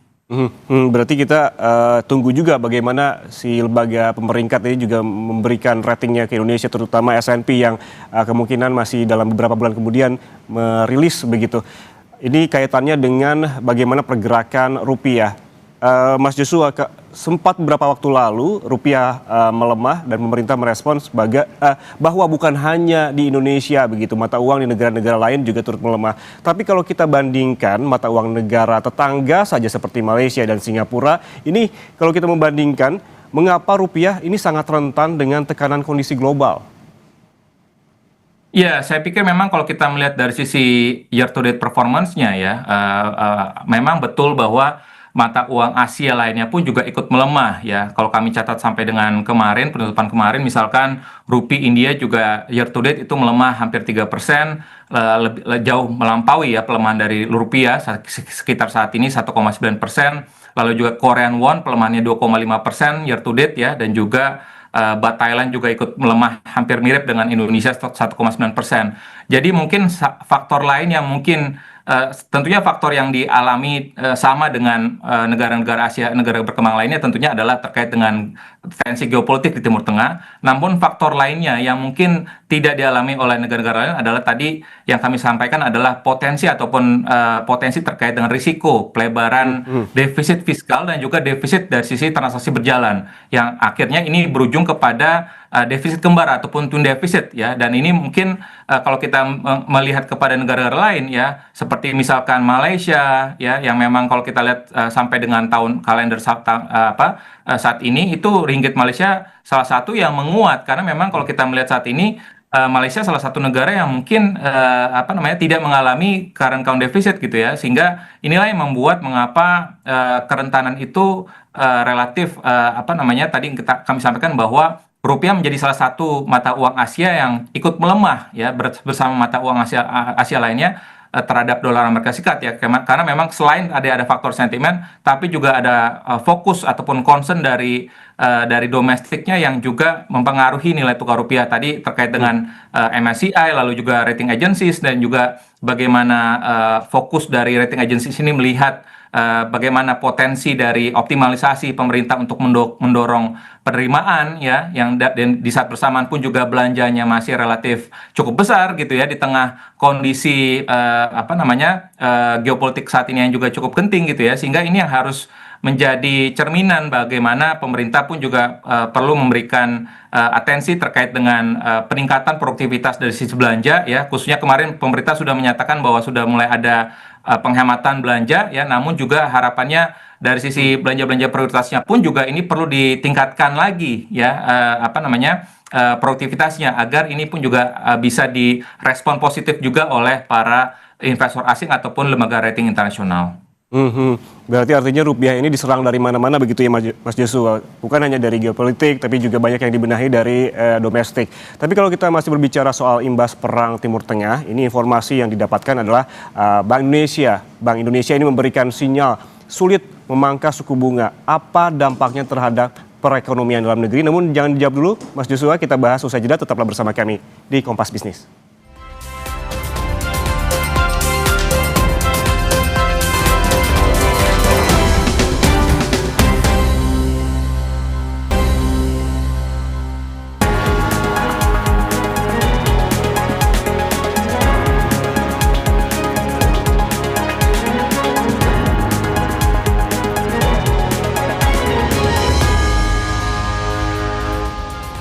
Saudara, bagaimana nasib rupiah pasca gencatan senjata antara Amerika Serikat dan Iran? Lalu bagaimana pergerakan market di tengah ketidakpastian? Kompas Bisnis kembali melanjutkan perbincangan dengan Kepala Ekonom Bank Permata Joshua Pardede.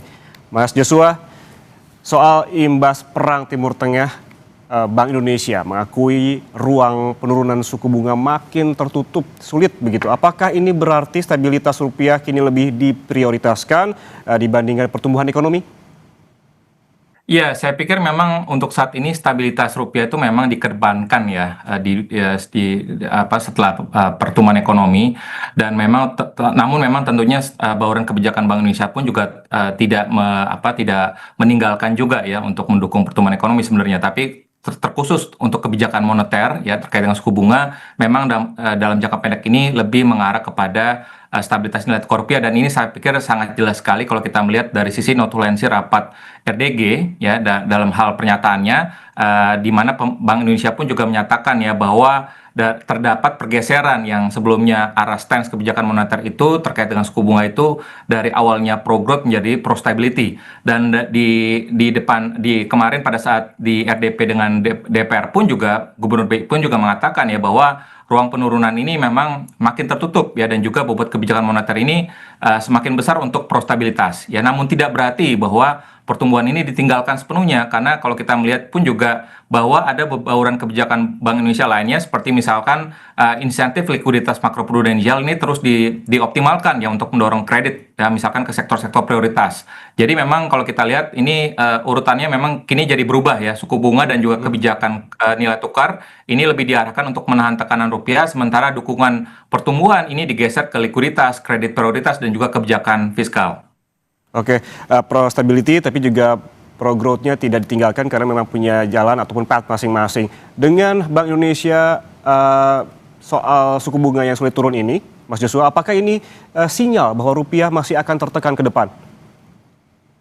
Ya, tentunya ini menjadi salah satu respon ya, merespon bahwa tekanan di jangka pendek terhadap rupiah itu masih cukup tinggi, ya, mempertimbangkan kondisi geopolitik di Timur Tengah. Tentunya keputusan Bank Indonesia tetap mempertahankan tingkat suku bunga acuan di level 4,75%, saya pikir ini sangat tepat dan inline ya untuk merespon tadi, menjaga agar stabilitas nilai tukar rupiah ini terjaga ya, dan tentunya dengan statement dari Bank Indonesia ataupun kalau kita mengikuti RDG terakhir, memang tadi stance kebijakan yang moneter yang dari awalnya pro-growth menjadi pro-stability, ini pun juga mengonfirmasi ataupun memberikan dukungan jelas kepada upaya-upaya Bank Indonesia untuk menjaga stabilitas di jangka pendek ini. Jadi saya tetap melihat bahwa dengan langkah-langkah demikian, ini harapannya tetap menjaga stabilitas nilai tukar rupiah, namun juga saya pikir Bank Indonesia pun juga tetap berada di pasar ya, melakukan triple intervention ya, langkah-langkah stabilisasi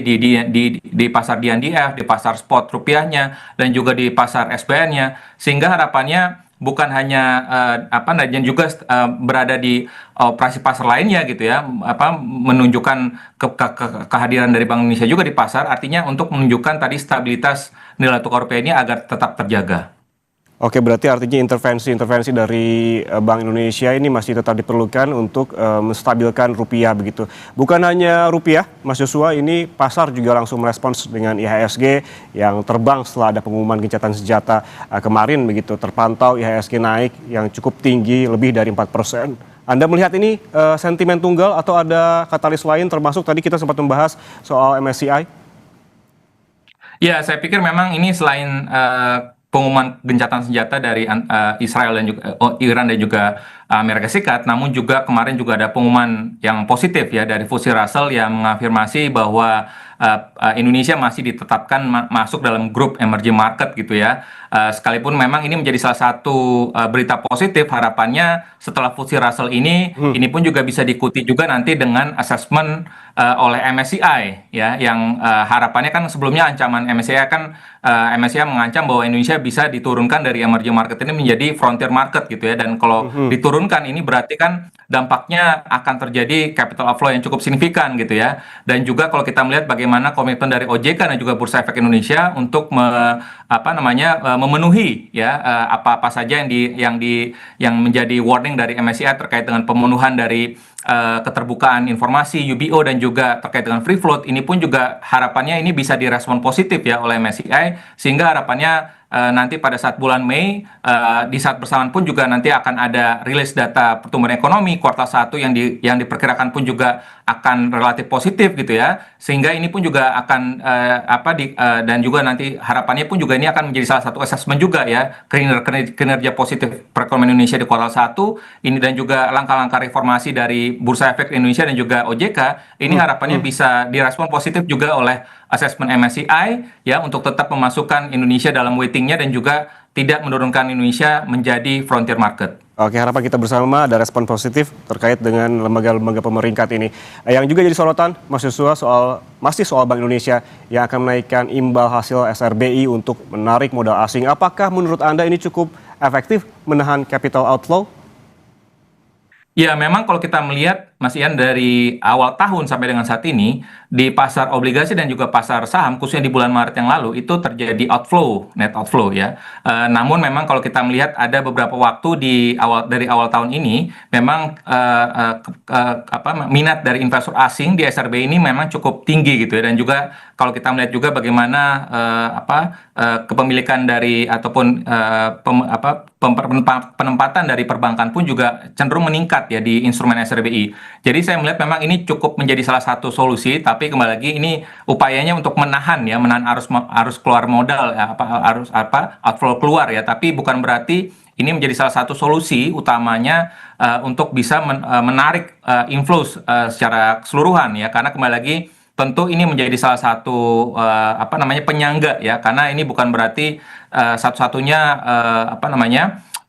instrumen utamanya, karena kembali lagi kita berharap bahwa investor asing dan juga investor itu mestinya melirik kepada instrumen jangka panjang ya di SBN ya. Karena SRB ini kan lebih kepada jangka pendek ya. Karena pada saat inisiatif awalnya pun juga Bank Indonesia menerbitkan SRB ini pun juga ini lebih kepada arah langkah mitigasi gitu ya. Jadi harapannya dan sementara gitu ya. Jadi harapannya kalau nanti situasi dari geopolitiknya sudah mulai mereda, harapannya pemerintah pun dan juga Bank Indonesia ini pun juga harapannya bisa mendorong juga investor domestik dan asing pun juga untuk kembali lagi masuk kepada instrumen-instrumen jangka panjang, terutama SBN. Oke, kalau jangka pendeknya begitu jangan muluk-muluk dulu, targetnya lebih ke menahan arus modal asing agar tidak keluar begitu ya. Kalau kita ngomongin soal kebijakan pemerintah begitu Mas Joshua, kebijakan moneter dan juga fiskal apa yang bisa dioptimalkan dalam jeda 2 minggu gencatan senjata antara Iran dan Amerika Serikat?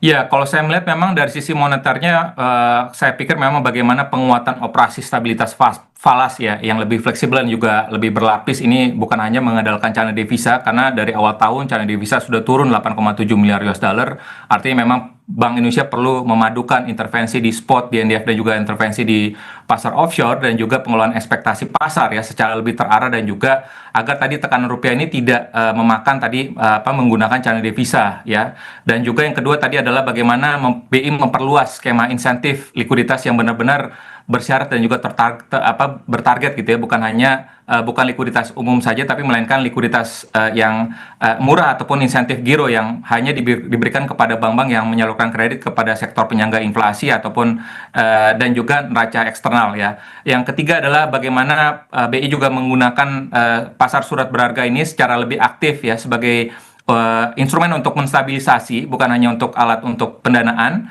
Yang berikutnya adalah BI mempercepat perluasan dari local currency settlement ya. Ini saya pikir penting sekali untuk bagaimana transaksi ekspor impor dan juga investasi ini bisa menggunakan settlement dari mata uang lokal ya. Dari sisi fiskalnya kami melihat bahwa yang penting adalah bagaimana penyerapan dari shock dari ataupun guncangan dari energi ini dari subsidi umum menjadi bantalan yang sangat yang terarah dan sementara. Artinya memang pemerintah saya sependapat bahwa ini untuk menjaga tadi daya beli masyarakat ya, khususnya menengah ke bawah. Pemerintah saat ini menahan khususnya kenaikan harga BBM subsidi, namun juga tapi pemerintah pun juga perlu mengkalkulasi ulang kembali bagaimana nanti ketahanan fiskal ya, sekalipun memang kemarin di Komisi 11 pun juga Menteri Keuangan mengatakan bahwa ketahanan fiskal sampai dengan akhir tahun ini relatif kuat ya, tapi apakah itu juga berlaku untuk asumsinya untuk BBM non subsidi gitu ya, karena kalau kita menghitung juga ini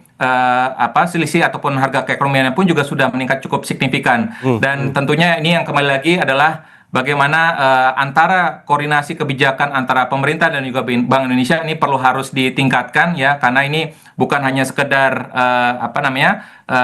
pernyataan di umum saja, tapi juga bagaimana pasar ini bisa melihat ya bahwa dengan adanya koordinasi yang erat antara pemerintah dan juga Bank Indonesia, artinya investor dan juga masyarakat pun juga melihat bahwa ada sinergitas antara pemerintah dan Bank Indonesia, dan sehingga ini membuat tadi khususnya investor asing ya akan lebih tenang dan juga akan lebih untuk menahan diri keluar dari pasar keuangan domestik kita gitu ya. Dan juga yang lebih penting adalah dalam jangka menengah panjang adalah bagaimana pemerintah dan juga Bank Indonesia untuk bisa meningkatkan pendalaman pasar keuangan, itu yang paling penting, dan juga dengan meningkatkan diversifikasi instrumen-instrumen investasi di dalam negeri yang saya pikir masih masih terbatas ya untuk bagi investor asing menggunakan instrumen-instrumen hedgingnya. Oke, diversifikasi juga sangat penting. Tadi juga yang patut digarisbawahi terkait juga intervensi Bank Indonesia juga masih disinggung, skema likuiditas hingga pasar surat berharga yang lebih aktif lagi. Terima kasih Joshua Pardede, Kepala Ekonom Bank Permata atas waktunya bersama kami di Kompas Bisnis. Sehat selalu.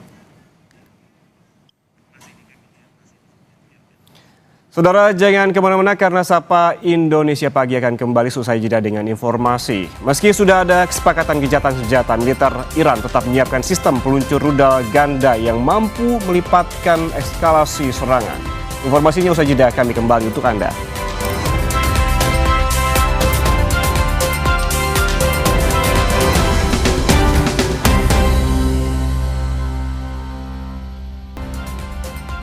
Saudara, teknologi kecerdasan buatan atau AI kini bertransformasi menjadi solusi nyata untuk mempermudah hidup jutaan orang di Asia Tenggara. Melalui berbagai inovasi cerdas, aktivitas harian kini dapat dilakukan dengan jauh lebih praktis dan efisien dalam satu ekosistem digital. Pemanfaatan teknologi pintar kini menjadi kunci utama dalam memberikan bantuan nyata bagi mobilitas masyarakat di kawasan Asia Tenggara. Semangat inilah yang mendasari perhelatan GrabX 2026 dengan memperkenalkan 13 fitur berbasis AI yang dirancang sebagai panduan cerdas sehari-hari guna memberikan kemudahan akses layanan yang lebih terjangkau bagi semua lapisan masyarakat. While I've focused on how the Grab intelligence layer helps our partners, make no mistake, this is what's powering the shift in how we want to serve all of you as well. For 14 years, you've known Grab as the app that gets you from A to B, or that brings you that hot meal to satisfy your craving to your doorstep. Today, the Grab app gets an upgrade. We're moving beyond facilitating transactions and adding new product features that make us your intelligent, everyday guide. Tak hanya menyasar sisi konsumen, transformasi teknologi ini juga menyentuh pemberdayaan bagi mitra pengemudi dan pedagang. Mulai dari asisten berkendara cerdas hingga sistem pemantauan standar kebersihan toko berbasis otomatisasi. Today, we're going to show you how Grab becomes your everyday guide. Helping you through city life to make it more easy, making travel truly effortless, and giving small businesses powerful AI tools to do more. So let's start with local life. We'll introduce you new products that make your daily routines and exploring your local neighborhoods easier. A few years ago, we launched Group Order for food, and it made it easier for people to share orders and save money. And today, we're bringing that same idea to rides. Rangkaian fitur cerdas dalam aplikasi Grab ini diharapkan mampu menjawab tantangan mobilitas modern yang kian kompleks melalui ekosistem digital yang lebih inklusif bagi masyarakat luas. Tim Liputan, Kompas TV.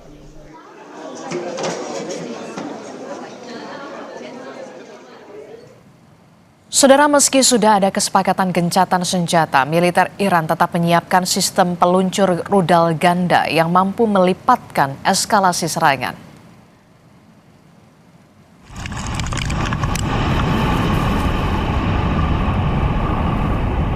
Selama ini Iran hanya menggunakan peluncur tunggal yang hanya membawa satu rudal. Peluncur ganda dapat menembakkan dua rudal secara bersamaan atau secara berurutan dengan cepat sehingga secara signifikan meningkatkan daya tembak.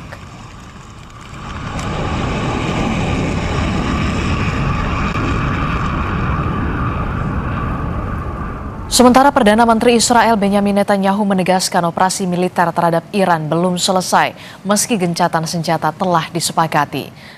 Dalam pernyataannya, Perdana Menteri Israel Benjamin Netanyahu menyebut Israel telah meraih hasil besar, namun target operasi belum selesai dan akan dicapai lewat kesepakatan atau pertempuran. Gencatan senjata Iran, Amerika Serikat dan Israel masih dipenuhi perbedaan versi di tengah laporan serangan baru di kawasan. Sementara di Lebanon, serangan Israel di Beirut menewaskan 112 orang dan melukai ratusan lainnya.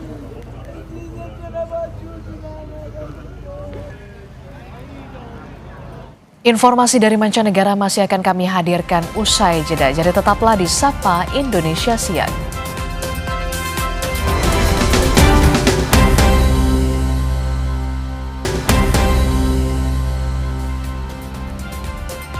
Saudara, terima kasih Anda sudah menyaksikan Sapa Indonesia Pagi. Saya Putri Oktaviani. Dan saya Disla Rasati. Terima kasih atas kebersamaan Anda.